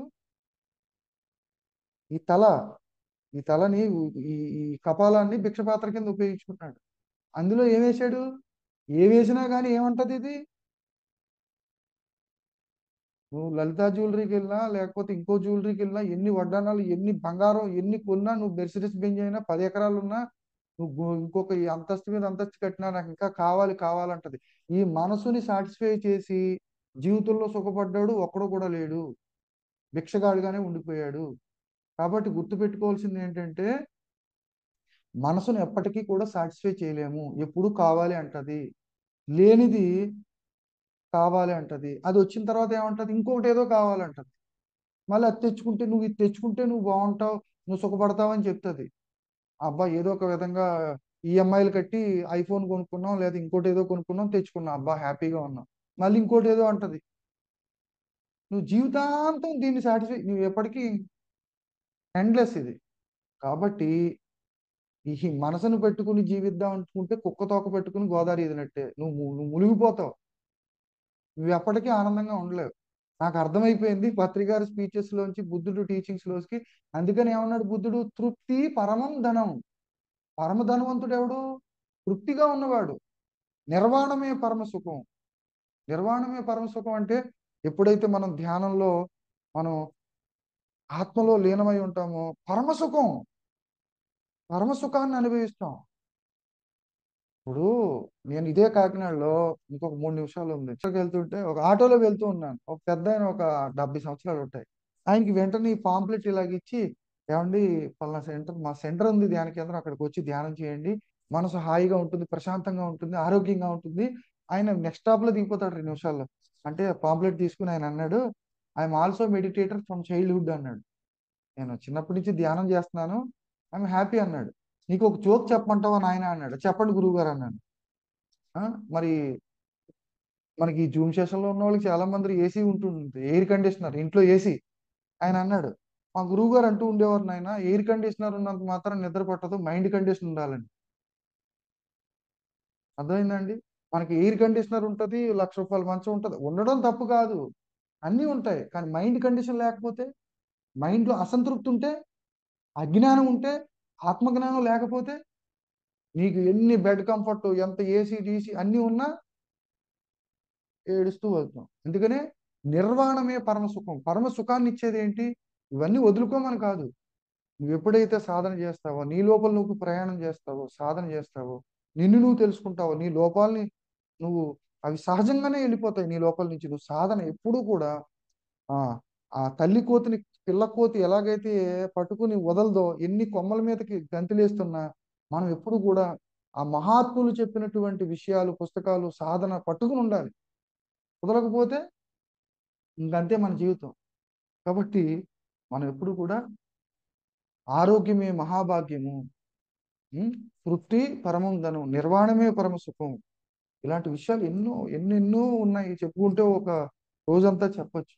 సో దాన్ని బట్టి మీకు నేను చెప్పేది ఏంటంటే హైయెస్ట్ ప్రయారిటీ మనం మీరు ఆ ఒక్కటి ఏదైతే రామకృష్ణ పరమహంస చెప్పాడో మొట్టమొదటి చెప్పాను, ధ్యానం అనే ఒక్కటి ఉంటేనే ఈ సున్నాలన్నిటికీ విలువ. నువ్వు ఎంత ఎమ్మెల్యే అయినా, ఎంత పండితుడు అయినా, ఏదైనా సరే మనము ఏదో ఒక రోజు మునిగిపోతాము. మీకు ఎగ్జాంపుల్ చెప్తాను. మనకి నేను ఒక రోజు పరమార్థ కథలు అనే పుస్తకం కొనుక్కున్నాను. ఏది విద్యాప్రకాశ నిధిగిరి స్వామి వారి రాసినటువంటి పుస్తకం పరమార్థ కథలు అనే పుస్తకం ఉంది. 50 రూపీస్ పుస్తకం, చదవండి అది అందరూ. పరమార్థ కథలు విద్యాప్రకాశ నిధిగిరి స్వామి వారు రాశారు. ఒకసారి ఒక పండితుడు అనేక శాస్త్రాలు చదువుకున్నాడు. చదువుకుని ఆయన శాస్త్ర ప్రవచనం కోసం ఒక నది దాటి ఇంకొక నది అవతలకు వెళ్ళి ప్రవచనం చెప్పాలి. చెప్పాలంటే నది దాటాలి. ఈ కథ తెలుసు కానీ అంతరార్థం తెలుసుకుందాం.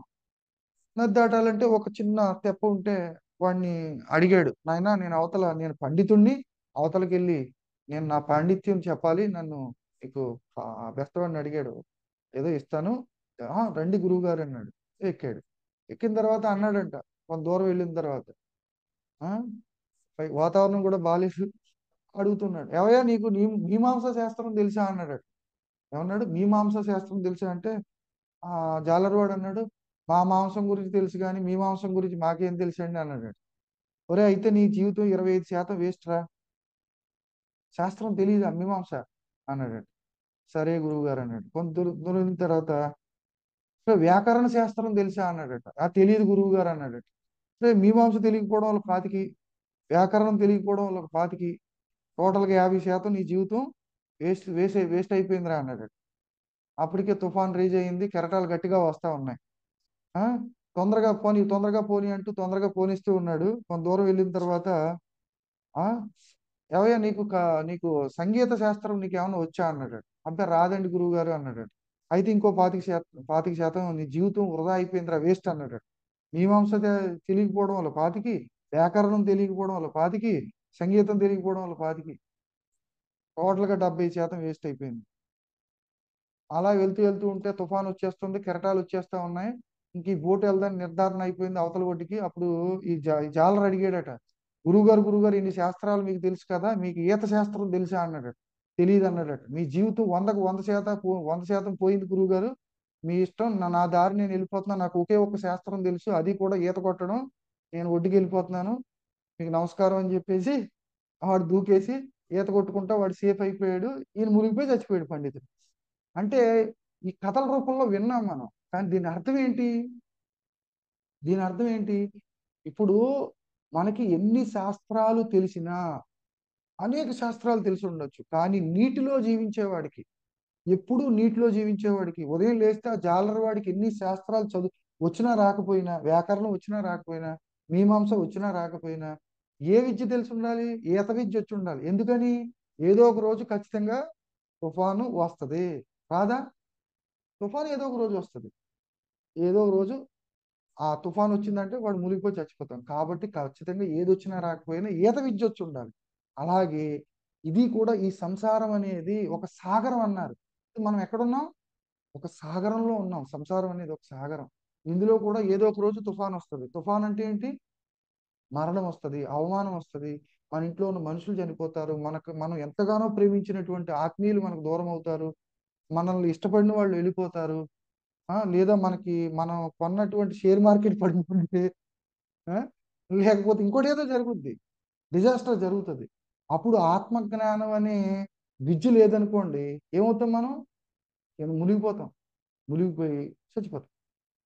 అందుకని చాలా మంది హైలీ ఎడ్యుకేటెడ్ పీపుల్ కూడా, అనేక శాస్త్రాలు తెలుసుకున్న వాళ్ళు, ఫిజిక్స్ లో ఫస్ట్, ఒకడు కెమిస్ట్రీలో ఫస్ట్, ఇంకొకడు ఎవడో కార్డియాలజిస్ట్, గుండె ఆపరేషన్ చేసి ఎన్నో చేశాడు, మొన్న గుజరాత్ లో ఎక్కడో ఇవాళ పేపర్లో చదివాను, హార్ట్ అటాక్ తో చచ్చిపోయాడు. అతను కార్డియాలజిస్ట్. నువ్వు ఎంత ప్రాపంచికంగా ఎంత గొప్పవాడు అయినా, ఏదైనా సరే, నీకు ఈ ఆత్మ జ్ఞానం లేకపోతే ఏదో ఒక రోజు నీ జీవితంలో కూడా ఏదో ఒక ఈవెంట్ జరుగుద్ది, ఆ టైంలో నువ్వు తట్టుకోలేవు, తప్పని మునిగిపోతావు. కాబట్టి చెప్తున్నాను కదా, ఎన్ని సున్నాలు, ఇవన్నీ సున్నాలే, ఈ ప్రాపంచిక విద్యలన్నీ సున్నాలే, కానీ ఆధ్యాత్మిక విద్య, ఆత్మజ్ఞానం అనే ఒకటి ఉంటేనే నువ్వు బ్రతికి బట్టకడతావు అనేది నేను తెలుసుకున్నాను పత్రికారి ద్వారా. కాబట్టి ఆయన ఒక సందర్భంలో మా ఊరికి వచ్చినప్పుడు ఒకటి చెప్పారు, నిధి చాలా సుఖమా, రాముని సన్నిధి చాలా సుఖమా. నిధి అంటే ప్రాపంచిక నిధి, రాముని సన్నిధి అంటే ఆత్మజ్ఞానం. ఓకేనా? కాబట్టి ఆత్మజ్ఞానం ఉంటే ఆటోమేటిక్గా రాముని సన్నిధి ఉంటే నిధి, ప్రాపంచిక నిధి సహజంగా వస్తుంది. ఇప్పుడు మనం ఒక బ్యాంకు ఉద్యోగి, కరెక్ట్ గా అన్ని రాసి ఒక్క సున్నా తప్పు అవుతే మన ఉద్యోగం పోద్ది, అవునా కాదండి? లక్ష ఇవ్వాల్సిన చోట ఒక సున్నా చుట్టామనుకోండి, ఏమవుద్ది? జాబ్ పోద్ది, మనమే రెస్పాన్సిబిలిటీ. కాబట్టి ఆ కౌశల్యం ఉండాలి, ఆ ఎఫిషియన్సీ ఉండాలంటే ఈ ఆత్మజ్ఞానం ఉండాలి. లేకపోతే ఏమవుతుంది? కౌశల్యం, ఏ ప్రాపంచిక వృత్తిలో ఉన్నా సరే అన్నిటినీ కూడా కౌశల్యంతో, చిరునవ్వుతో ప్రశాంతంగా ఎదుర్కోవాలి, హాయిగా మన పని మనం చేసుకోవాలంటే ధ్యానం ఉండాలి. ధ్యానం లేకపోతే ఒత్తిడి. మనం ఏదేదో మనం పరిగెత్తుకుని వెళ్ళిపోతాం. అది ఒత్తిడి. ఎందుకు ఒత్తిడి? ఏం సాధించాలని ఒత్తిడి? నువ్వు ఎంత సాధించినా ఏం చేసినా మనకి శివాలయంకి వెళ్తాం, మనకి అంతరార్థాలు తెలియవు. విభూతి పెట్టుకుంటాం కదా. విభూతి అంటే ఏంటి? వి అంటే విశేషమైన, పూతి అంటే ఆనందం. మనం చచ్చిపోయిన తర్వాత ఏమవుతాం? పట్టెడు బూడిద అవుతాం. అవునా కదా. ఆ బూడిదే ఇక్కడ పెట్టుకున్నాం. అంతా బూడిదని తెలుసుకున్నప్పుడు నువ్వేం కూడా పట్టుకెళ్తావు? ఆ బూడిదే కదా మనం ఇక్కడ పెట్టుకునేది. అంతా బూడిదే అని తెలుసు, కూడా పట్టుకెళ్ళేది ఏమి లేదు. బూడిద. మనం చచ్చిపో అందమైన దేహము అగ్నిహోత్రుని పాలు, కొడుకు వండిన కూడు కాకి పాలు. నువ్వేం పట్టుకెళ్తావు? నువ్వు పరుగులు పరుగులు. నీకు డిప్రెషన్ ఎందుకు? కుడిచేదన్నము కోక చుట్టడిది నానాటి బ్రతుకు నాటకం. ఈ 4 రోజుల బ్రతుకుల్లో మనం చక్కని గుడ్డ, పట్టెడు అన్నం. నువ్వు దేనికి పరుగు? దేనికి ఒత్తిడి? ఏమైపోద్ది? ఈవేళ వచ్చింది రేపు పోతుంది, రేపు పోతుంది మళ్ళీ వస్తుంది. దేనికి బాధ? There is no tragedy, there is no విషాదం. ఎక్కడా విషాదం లేదు, ఎక్కడ అన్యాయం లేదు, అన్ని కరెక్ట్ గానే జరుగుతున్నాయి అని ఈ కర్మ సిద్ధాంతము, ఈ పునర్జన్మ సిద్ధాంతము క్షుణ్ణంగా మనం పత్రికారు లాంటి మహానుభావులు టీచింగ్స్ పుస్తకాలు బాగా చదివి సాధన చేసిన తర్వాత అర్థమవుతే జీవితం ఆనందో బ్రహ్మ. ఆనందము ఆనందం ఆనందం, లేదనుకుంటే దుఃఖం దుఃఖం దుఃఖం. ఓకే, ఇంకా చెప్పుకుంటూ చాలా ఉంటుంది. Thank you so much sir.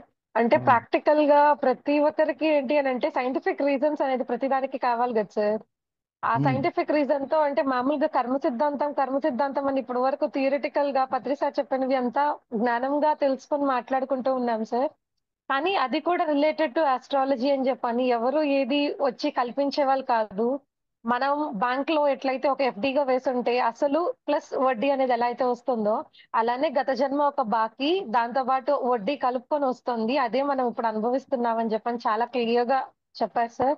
అంటే సైంటిఫిక్ రీజన్ తో ఎలా పనిచేస్తుంది ఒక ఆస్ట్రాలజీ అంటే ఎప్పుడు కూడా ఏంటి అని అంటే పాజిటివ్ ని ఎప్పుడు స్ట్రెంగ్ చేసుకోవాలి సార్. నెగటివ్స్ ని అధిగమించాలి అని అంటే ఆ పాజిటివిటీని డెవలప్ చేసుకోవాలి. ఆ పాజిటివిటీని ఎలా డెవలప్ చేసుకోవాలి అనేది తెలిస్తే ఆటోమేటిక్ గా లైఫ్ మీరు ఇందాక చెప్పినట్లుగా ఆ స్ట్రెంగ్త్ అనేది ఏంటి అని అంటే ఈతతో అంటే ఇన్ని విద్యలు లేకున్నా కూడా ఒక్క విద్యతో అసలు ప్రాణం కూడా కాపాడుకోగలిగాడు ఆయన. ఇన్ని విద్యలు ఇతను ప్రాణం నిలబెట్టుకోలేకపోయాడు అనమాట. అంటే ఏదైతే ఒక స్ట్రెంగ్స్ గా ఉంటుందో అది మనకు తెలుసు. ఈ విద్య ఇదో దీంట్లో నాకు ఉత్తీర్ణత ఉంది, దీన్ని బాగా రాణించుకోగలుగుతాను.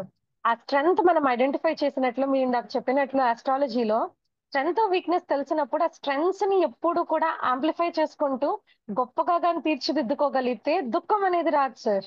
ప్రతి ఒక్కరికి కూడా చార్ట్ లో లోపాలు ఉంటాయి. ఆ లోపాలని పక్కన పెట్టుకొని నేను అదే చెప్తాను. మా దగ్గరికి వచ్చి "ఇగో ఈ లోపాలు ఉన్నాయి, నువ్వు పూర్వజన్మలో చేసావు, నువ్వు నేను అందరం చేసాం, కానీ వాటిని పక్కన పెట్టి నువ్వు ఇది చెయ్యి. నీకు రాబోయే రోజుల్లో నువ్వు జాగ్రత్తగా ఉండు, ఈ విషయాల్లో జాగ్రత్తగా ఉండు, ఈ విషయంలో జాగ్రత్తగా ఉండు, దీన్ని యాక్సెప్ట్ చేయి. నీకు సంతానం విషయంలో ఇది ఉంది, దీన్ని యాక్సెప్ట్ చేయాలి. ఎందుకని? ఈ కాంబినేషన్ ఉందంటే నీ పూర్వజన్మలో ఏదో చేసావు. చేయకుండా ఇలా జరగదు, ఇలా ఉండదు ఈ కాంబినేషన్. సో కార్యకారణ సంబంధంతోనే ఇది ఇలా ఏర్పడింది కాబట్టి నువ్వు యాక్సెప్ట్ చేయి. ఈ యాక్సెప్ట్ చేయాలంటే ఈ సాధన చేయాలి. అమ్మా వేదవతి గారు వచ్చారు, ఉన్నాం బండ్లపల్లి. సార్. ఆ, wonderful wonderful thank you sir. Thank అసలు ప్రతి యూ. మాట ఆణిముత్యం. 2010 లో నేను రీసెర్చ్ చేసిందంతా రివ్యూ చేసుకున్నట్టుంది సార్ మీ ఒక్క ఓకే. ప్రతి మాట. ఉమ్, ఆ, ఎక్కడి నుంచి అంటే నేను కూడా ఫస్ట్ చదివింది ఒక యోగి ఆత్మకథలోనే. ఇక్కడే ఇన్స్పైర్ అయ్యాను మీరు చెప్పిన ఆ ఎగ్జాంపుల్ దగ్గరనే. ఆశ్చర్యంగా ఉంది వింటుంటే అప్పటి నుంచి. ఉమ్, ఉమ్, చాలా అద్భుతం, వండర్ఫుల్.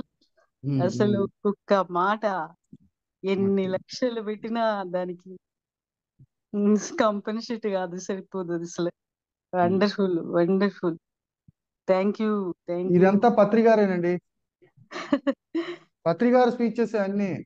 ఎలాగైతే ఈత విద్య వస్తే ఆయన ఆ, వెళ్ళిపోయాడో ఆ ఉమ్, సంసార సాగరం నుంచి మనము అంతే. ధ్యానం ఆత్మ విద్య నేర్చుకున్నప్పుడు లేకపోతే మునిగిపోవాల్సిందే. జ్ఞానమే మోక్షము, జ్ఞానమే మోక్షము. ఎంత వండర్ఫుల్. అసలు ఆ, మేము నేర్చుకొని అంతకు ముందు ధ్యానానికి రాకముందు ఈ జ్యోతిష్ శాస్త్రము దాంట్లో వచ్చిన ఆన్సర్లు అన్ని ఆ డౌట్స్ అన్ని ఇట్లా పేలిపోయినట్టు అయింది. మళ్ళీ ఉమ్, ఉమ్, మళ్ళీ నేను రీకాల్ చేసుకున్నాను. అసలు నాకు అప్పుడు 2010 లో ఇవన్నీ నాకు కనెక్షన్ వచ్చేసినాయి సార్. ఇవి థ్యాంక్ మహదానందంగా ఉంది. Thank you thank you you thank you. Thank you. Thank you so much madam. అంటే మీరు సెషన్ ఇవ్వడం వల్లే సార్ మాకు పరిచయం అయ్యి ఇంత గొప్ప జ్ఞానం మీరు అందుకోగలిగాం సార్.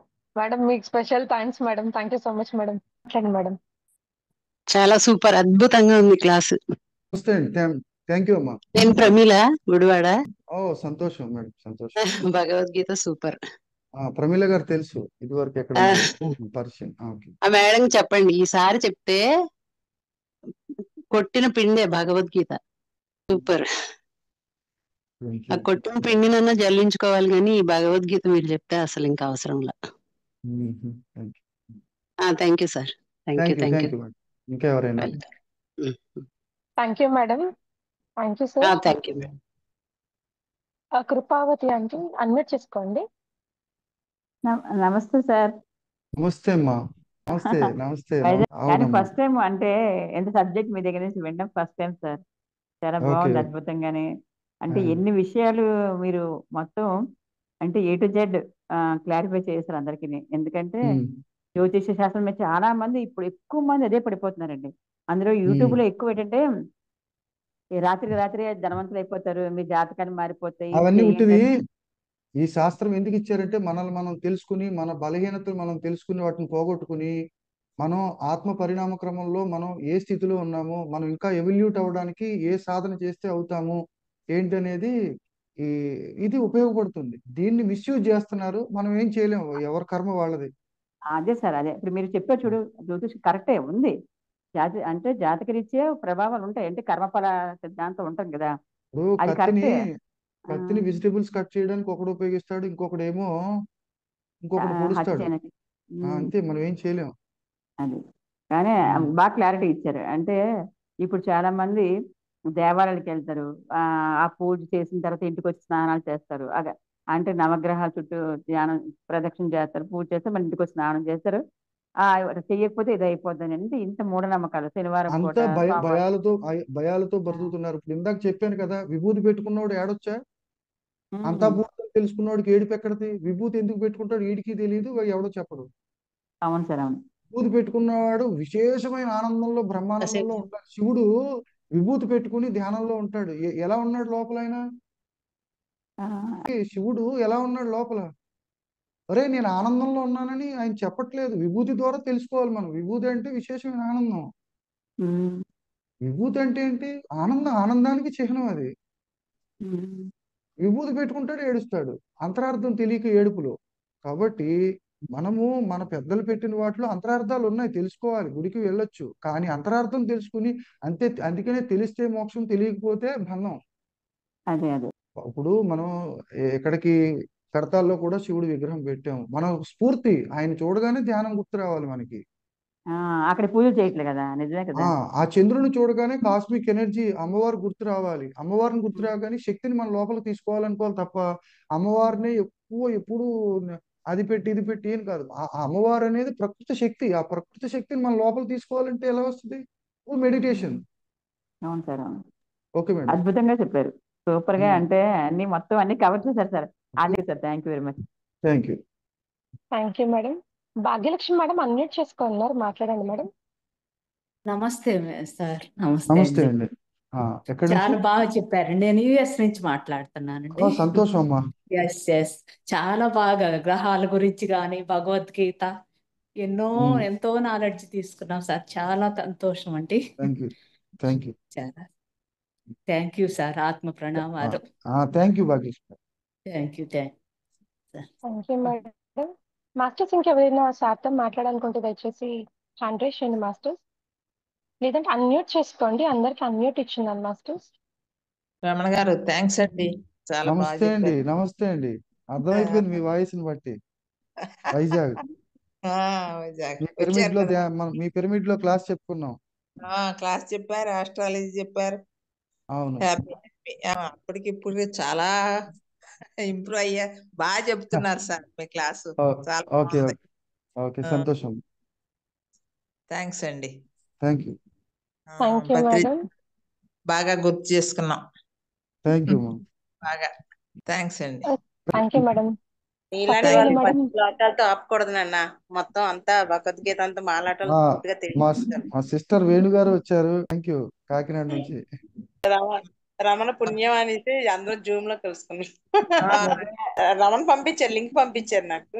నెటో అనేది కాకుండా నేను ఒక విధంగా నాకు బాధ అని కాదు, కానీ ఒక విషయం చెప్పేది ఏంటంటే, మీ అందరికీ తెలుసు నేను కట్టాల్లో స్టాల్ పెట్టి ఈ పత్రికారు స్పీచెస్ ఇచ్చేవాడిని, తెలుసు కదా మీకు. అవును. ఎందుకు ఇచ్చేవాడిని? మెమరీ కార్డ్స్ ద్వారా ఎందుకు ఇచ్చేవాడిని? నేను ఆ స్పీచెస్ ద్వారా ఎంతో నాలెడ్జ్ గెయిన్ చేశాను, నాకు హ్యాపీ అనిపించింది. సో ఫస్ట్ ఆఫ్ ఆల్ ఈ ప్లాట్ఫామ్ క్రియేట్ చేసి పిఎస్ఎస్ మూవ్మెంట్ పెట్టి ఆయన కొన్ని వేల పుస్తకాలు చదివారు, ఎన్నో జన్మల్లో ఎంతో అద్భుతమైన జ్ఞానం నేను ఎక్కడా వినలేదు. కాబట్టి చెప్పాను కదా, ఆయన ఒక కొండ శిఖరం మీద ఉన్నాడు, ఆయనకి హైయెస్ట్ పర్సెప్షన్ ఉంది. సో గుర్తుపెట్టుకోవాల్సింది ఏంటంటే ప్రతి ఒక్కరు కూడా ఆయన స్పీచెస్ తీసుకుని, మీరు ఇప్పుడంటే ఇవన్నీ ఇప్పుడు నేను మానేశాను, ఎందుకని ఆల్రెడీ యూట్యూబ్ లో ఉన్నాయి. ఇప్పుడు యూట్యూబ్ డెవలప్ అయింది కదా, మన లాస్ట్ 5-6 ఇయర్స్ బ్యాక్ ఈ యూట్యూబ్ ఇంత డెవలప్ కాలేదు, పిఎంసి లేదు. కాబట్టి అప్పుడు అలా చేసేవాడిని. ఇప్పుడు మనకి అరచేతిలోనే ఈ మొబైల్స్ ఇవన్నీ వచ్చేసినాయి కదా. అవును సార్, కాబట్టి అవును. ప్రతి ఒక్కరూ ఇప్పుడు హ్యాపీ అండి. అప్పుడు ఇంకా నీ సీడీలు ఎక్కడో భీమవరం వెళ్ళి తెచ్చుకుని ఆ పుస్తకాలు తెచ్చుకుని వింటాం, ఇది చాలా ఈజీ ఇప్పుడు. అప్పుడు ప్రతి ఒక్కరూ టీచింగ్స్ పత్రికారి విని రాసుకోండి, సాధన ఓకే సార్. చేయండి. అది నేను ఇచ్చే సందేశం. Thank you sir. Thank you Ushasri అక్క మాట్లాడండి అక్క, అన్మ్యూట్ చేసుకుని ఉన్నారు. సార్ బాగుంది సార్ సెషన్, నేను ఎండింగ్ లో విన్నాను. అంటే మీరు డాక్టరా సార్? నేను డాక్టర్ కాదండి, స్పిరిచువల్ డాక్టర్. ఆస్ట్రాలజీ న్యూమరాలజీ ఆయన అని కానీ అన్నిటికీ అన్ని నేను మా మదర్ గురించి అదేమంటారు కొంచెం హెల్త్ ఇష్యూ వచ్చింది, తిరుగుతూ ఉన్నాను అనమాట. సో ఇది ఆస్ట్రాలజీకి హెల్త్ కి రిలేటెడ్ ఉంటుందా? ఆస్ట్రాలజీ అంటే ఏమన్నాను, కర్మ సిద్ధాంతం అని చెప్పాను కదమ్మా. ఆస్ట్రాలజీ అంటే ఏంటి? ఇప్పుడు మనం ఒక మంచి కానీ ఒక చెడు కానీ, అంటే మనం ఆరోగ్యం కానీ అనారోగ్యం కానీ అవమానం కానీ ఏదైనా సరే అందులో ఉంటుంది, చార్ట్లో ఉంటుంది. ఈ టైంలో మనకు అనారోగ్యం ఉండాలని ఉంటుంది, ఆ టైంలో మనం సాధన చేసుకోవాలి.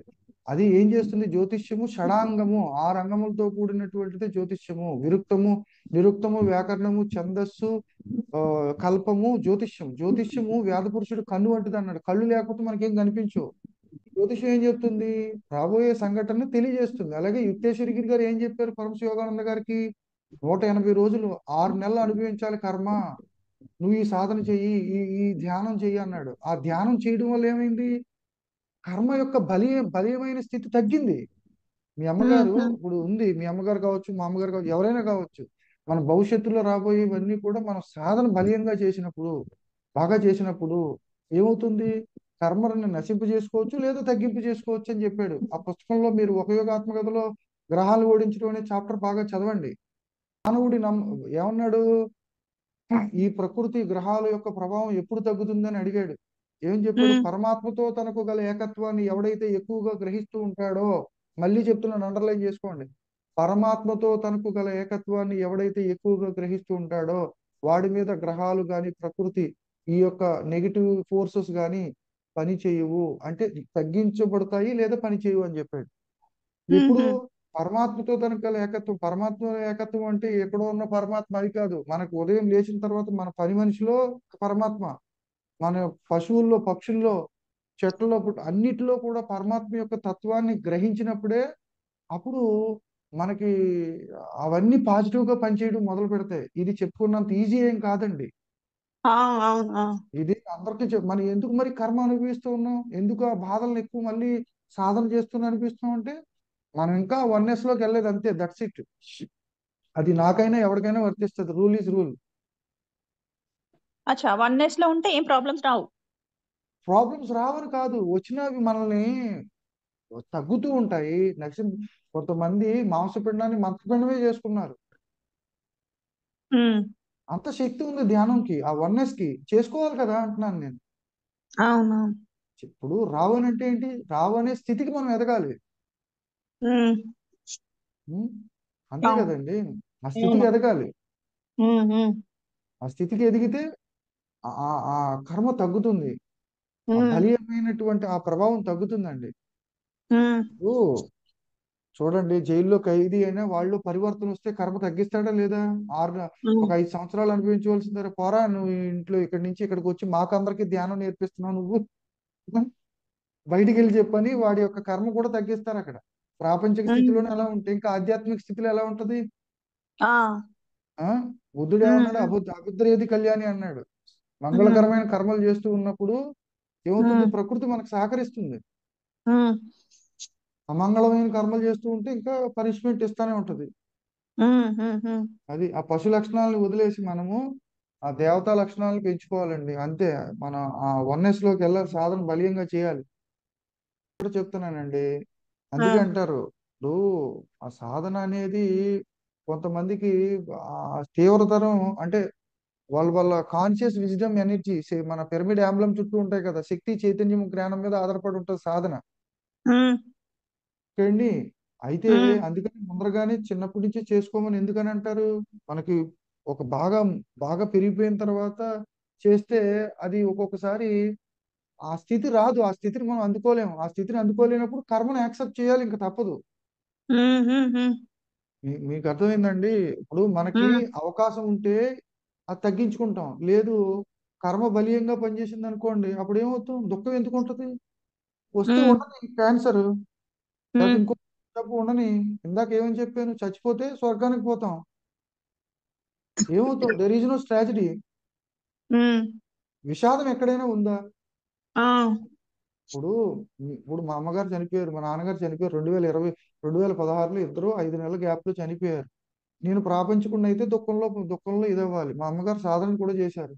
అమ్మ, నువ్వు నేను అందరూ వెళ్ళిపోయేవాళ్ళమే, నువ్వు ముందర పోతావు, నేను తర్వాత పోతాం.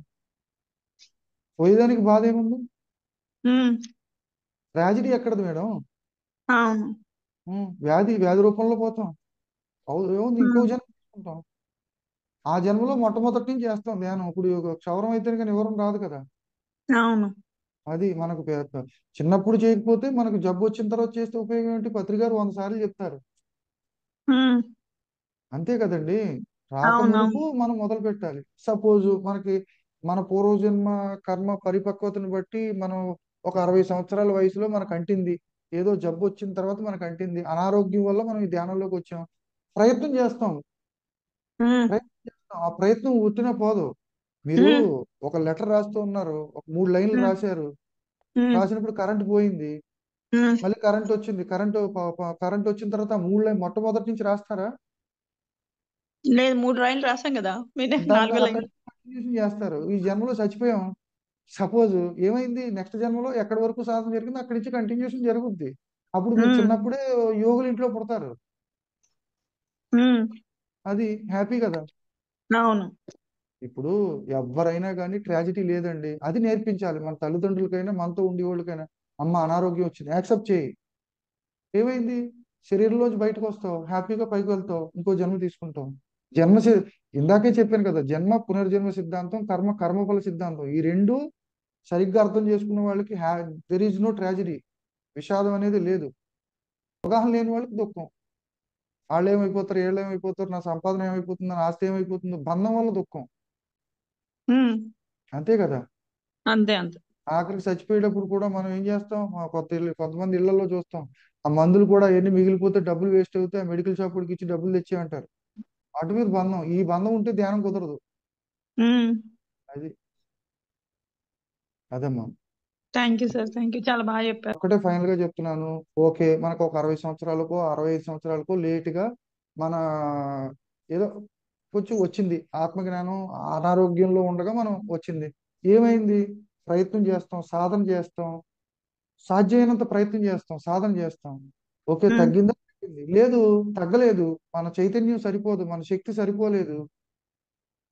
ఇప్పుడు ఒకడికి తగ్గింది, మనకు తగ్గలేదంటే వాడి కాన్షియస్ విజ్డమ్ ఎనర్జీ ఒకలా ఉంది. మన శక్తి చైతన్యం ఎవ్రీ పర్సన్ ఈజ్ డిఫరెంట్. అంతే కదండి. ఒకడు 100 కేజీలు మోస్తాడు, ఒకడు 50 కేజీలే మోయగలుగుతాడు, ఒకడు 25 కేజీలే మోయగలుగుతాడు. సాధన చేసి క్యాన్సర్ తగ్గించుకున్నాడు 3 నెలల్లో. ఇప్పుడు తగ్గించుకోలేదంటే వాడి స్థితి అది. అంతే, మనం ఏం చేయలేం. శరీరం పోయింది, ఏమైంది? చొక్కా పోతే వాసాంశ జీర్ణాన్ని యథావిహాయ, భగవద్గీత చదవండి. నవాని విపునోతి నరోప. జీర్ణమైన శరీరం కొత్త శరీరం వస్తుంది, కొత్త జన్మ వస్తుంది. అప్పుడు సాధన కంటిన్యూ అవుతుంది, వేస్ట్ అవుతాయి. మనం ఎలా బ్రతకాలి? మనం ఫస్ట్ క్లాస్ ఏసీలో పని చేస్తాం, మనకు ఒక రగ్గు ఇస్తాడు, తలగడ ఇస్తాడు, దుప్పటి ఇస్తాడు. ఇవన్నీ నేను దిగిపోయేటప్పుడు వదిలేసి వెళ్ళిపోవాలని మనకు స్పృహ ఉండాలి. లేకపోతే ఎక్కువ పోతాడు వచ్చి. అవునా కాదండి? మనం జర్నీ అవును. చేస్తాం. ఈ జర్నీలో మనం ఉపయోగించుకోవాలి. ఈ రగ్గు వాడు ఇచ్చాడు కప్పుకోవాలి. తలగడి, దిండి ఇచ్చాడు ఉపయోగించుకోవాలి. ఆ సికింద్రాబాద్ రైల్వే స్టేషన్ వచ్చిన తర్వాత ఇది వదిలిపెట్టేసి నేను వెళ్ళిపోవాలిరా బాబు అనుకుని మనకు ఒక స్పృహ ఉండాలి. లేదు నేను బ్యాగులో పట్టుకుపోదాం అంటాడు, పీక్కుపోతాడు, స్టేషన్లో పెడతాడు. అవునా కాదండి? అది మనం ఈ ఈ ఈ జన్మ పరంపరలో మనం ఉపయోగించుకోవాలి. కానీ వదిలేసి వెళ్ళిపోవాలి నేను అన్ని కూడా నా నా నా అన్నివన్నీ కూడా వదిలేసి వెళ్ళిపోవాలి. నా కస్త్వం కోహం ఇతిపరి కామే జనని కోమే తాత చెప్పాడు కదా భజగోవిందంలో. ఎవరు నీ తల్లి, ఎవరు నీ వాళ్ళు, ఎవరు నీ తండ్రి, ఎవరు నీ వాళ్ళు, ఎవరు నీ నీ ఆస్తి అంటే ఏది నీది? స్వప్న విచారం. నీకు నిద్రపోయావమ్మా, నిద్రలో కల వచ్చింది, బంగారపు సింహాసనం మీద నీకు సన్మానం చేస్తున్నారు. కళ్ళలోంచి మీ చెల్లి అక్క లేపింది, కళ్ళలోంచి ఇళ్ళలోకి వచ్చావు, బంగారు కిరీటం ఉందా? లేదు. అది కళని తెలుసుకున్నావు. నువ్వు కళని ఎప్పుడు తెలుసుకుంటావు? నువ్వు నేను ఎవరైనా కానీ శరీరంలోంచి బయటకు వచ్చినప్పుడు, ఎప్పుడు ఒకటి ధ్యానంలోంచి బయటకు వచ్చినప్పుడు, ధ్యానం చేస్తున్నప్పుడు బయటకు వచ్చినప్పుడు ఇది కళ అని తెలుస్తుంది, బ్రతుకున్నప్పుడే. లేదనుకుంటే చచ్చిపోయిన తర్వాత తెలుస్తుంది. ఆత్మజ్ఞానం లేనోడికి చూసారు కదా, ఆడు చనిపోయిన తర్వాత తెలుస్తుంది ఇది కళని, ఇది ఇంత చేశాను ఇదంతా వేస్ట్ అని. చచ్చిపోయిన తర్వాత వేస్ట్ అని తెలియడం కాదు, బతుకున్నప్పుడు ఇదంతా ఇదంతా కళ, ఇదంతా డ్రామా, ఇదంతా ఎవరు నా వారు కాదు, నాకు నేనే అంతా, ఇది ఇట్స్ ఏ డ్రామా అని తెలుసుకోవాలి. ఎవరికి ఎవరు ఏమి కాదు, నాకు నేనే, ఎవరికి వారే, అంతే. లేట్ అయిపోతే ఏమైంది? టైం అనేది లేదన్నారు పత్రిజీ. ఇప్పుడు శ్రీ మహావిష్ణువు కాలసర్పం మీద పడుకుని ఉన్నాడు. దాని అంతరార్థం ఏంటి? కాలంలో మనం ఉంటే టైం అయిపోయిందని అనుకుంటాం. కాలం మన కంట్రోల్లో ఉంటే, యోగికి కాలం తన కంట్రోల్లో ఉంటది. అంటే తనకి కాలం అయిపోవడం అంటూ ఉండదు. ఈ జన్మలో కొత్త వచ్చే జన్మలో నేర్చుకుంటాం, ఇంకొక ఎప్పుడో నేర్చుకుంటాం. కాలం అయిపోవడం అనేది ఉండదండి యోగికి. ప్రాపంచికుడికి కాలం అయిపోయింది, అయ్యో జన్మ వేస్ట్ అయిపోయింది అని అనుకుంటాం మనం. అర్థమైందండి? అర్థమైంది. కాలం అయిపోవడం, వయసు అయిపోవడం అలాగే ఏమీ లేదండి. అది భౌతికతలో ఉంది. ఆధ్యాత్మికతలో వయసు అయిపోయింది, కాలం అయిపోయింది ఏమీ లేదండి. ఇవాళ రేపు నేర్చుకుంటాం. ఏమైంది? నేను నాకన్నా చిన్నవాడిని చూసుకుని పోల్చుకుని నేను ఏడుస్తాను, నన్ను చూసుకుని ఇంకొకటి ఏడిస్తే ఏంటి ఉపయోగం? ఇప్పుడు నేను 28 సంవత్సరాల వయసులో పిఎస్ఎస్ మూవ్మెంట్లోకి వచ్చాను, ఇంకొకటి ఎవడో 12 సంవత్సరాల వయసులో వచ్చాడు, వాడిని చూసి నేను బాధపడి వాడు 12 సంవత్సరాలకి ధ్యానం వచ్చింది, వాడు చాలా ఆనందంగా ఉన్నాడు అని నేను ఏడిచి, నేను వీడు ఈ 28 ఏళ్ళకి వచ్చిన చూసి, నన్ను చూసి 50 ఏళ్ళ వయసులో 60 ఏళ్ళ వయసులో ఉన్నవాడు చూసి బాధపడితే ఉపయోగం ఏముంది? ఎవడ స్థితి వాడిది. ఎవడు కాలం అనేది, అందుకనే కాల సర్పం మీద ఉన్నవాడు యోగి, కృష్ణుడు. కాల సర్పము లోపల ఉన్నవాడు పాపించుకుడు. అందుకని శాంతాకారం భుజగ శయనం పద్మనాభం సురేషం. శాంతంగా ఉన్నాడు, హాయిగా, ఎక్కడ దుఃఖం లేదు ఆయనకి. 1000 పాములు పడగ ఉంది ఆయన పై. ఏముంది?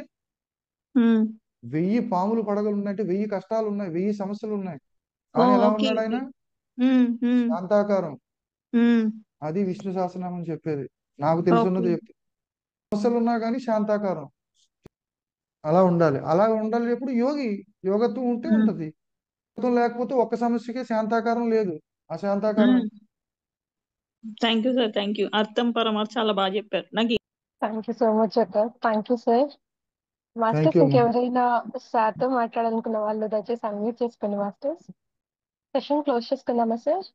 ఓకే అండి. థ్యాంక్స్ సార్, ఇంత గొప్ప జ్ఞానం అందించినందుకు. మళ్ళీ మీకు ఎప్పుడైతే ఫ్రీ టైం అలా కుదిరి చెప్పగలుగుతారో ఒకసారి నీకు కాల్ చేస్తాను సార్. చెప్పండి సార్, తప్పకుండా క్లాసెస్ చెప్తాను. మరికొన్ని. ఈ అవకాశం ఇచ్చిన ఆత్మ బంధువులందరికీ నా అభినందనలు తెలియజేస్తున్నాను, థ్యాంక్స్ చెప్తున్నాను నాకు ఈ అవకాశం ఇచ్చినాను. పత్రి గారికి వేల వేల కృతజ్ఞతలు. ఆయన వల్లే మనం అంతా చేస్తాం. Thank you. Thank you so much sir. Thank you so much masters. ఇంత గొప్ప జ్ఞానాన్ని అందుకున్నాము. అంటే ఏదైతే జ్ఞానం అందుకున్నామో అది లోపలే ఉంది మాస్టర్స్. అది దాన్ని మళ్ళీ నిజ జీవితంలో అప్లై చేయాలి. అప్లై చేసినప్పుడు మాత్రమే ఆ జ్ఞానం అనేది ఉపయోగం ఉంటుంది. ఆచరించిన వాళ్ళే యోగి కదా మాస్టర్స్. అంటే ఈ జ్ఞానం ఏదైతే అందుకున్నామో దాన్ని నిజ జీవితంలో ఆచరించి గొప్పగా అద్భుతమైన జీవితానికి ఒక మెట్లుగా ఒక్కొక్కటి మార్చుకుంటూ ఎదుగుతూ ఇది వెళ్దాం మాస్టర్స్. అద్భుతమైన ప్రయాణం. Thank you so much masters. Thank you so much sir. Vedamathi madam, మీకు మేడం లేనట్లున్నారు, మేడం కూడా చాలా థ్యాంక్స్. So much masters. అందరికీ కూడా శుభరాత్రి అండి. సెషన్ క్లోజ్ చేసుకుందాం మాస్టర్స్. Thank you.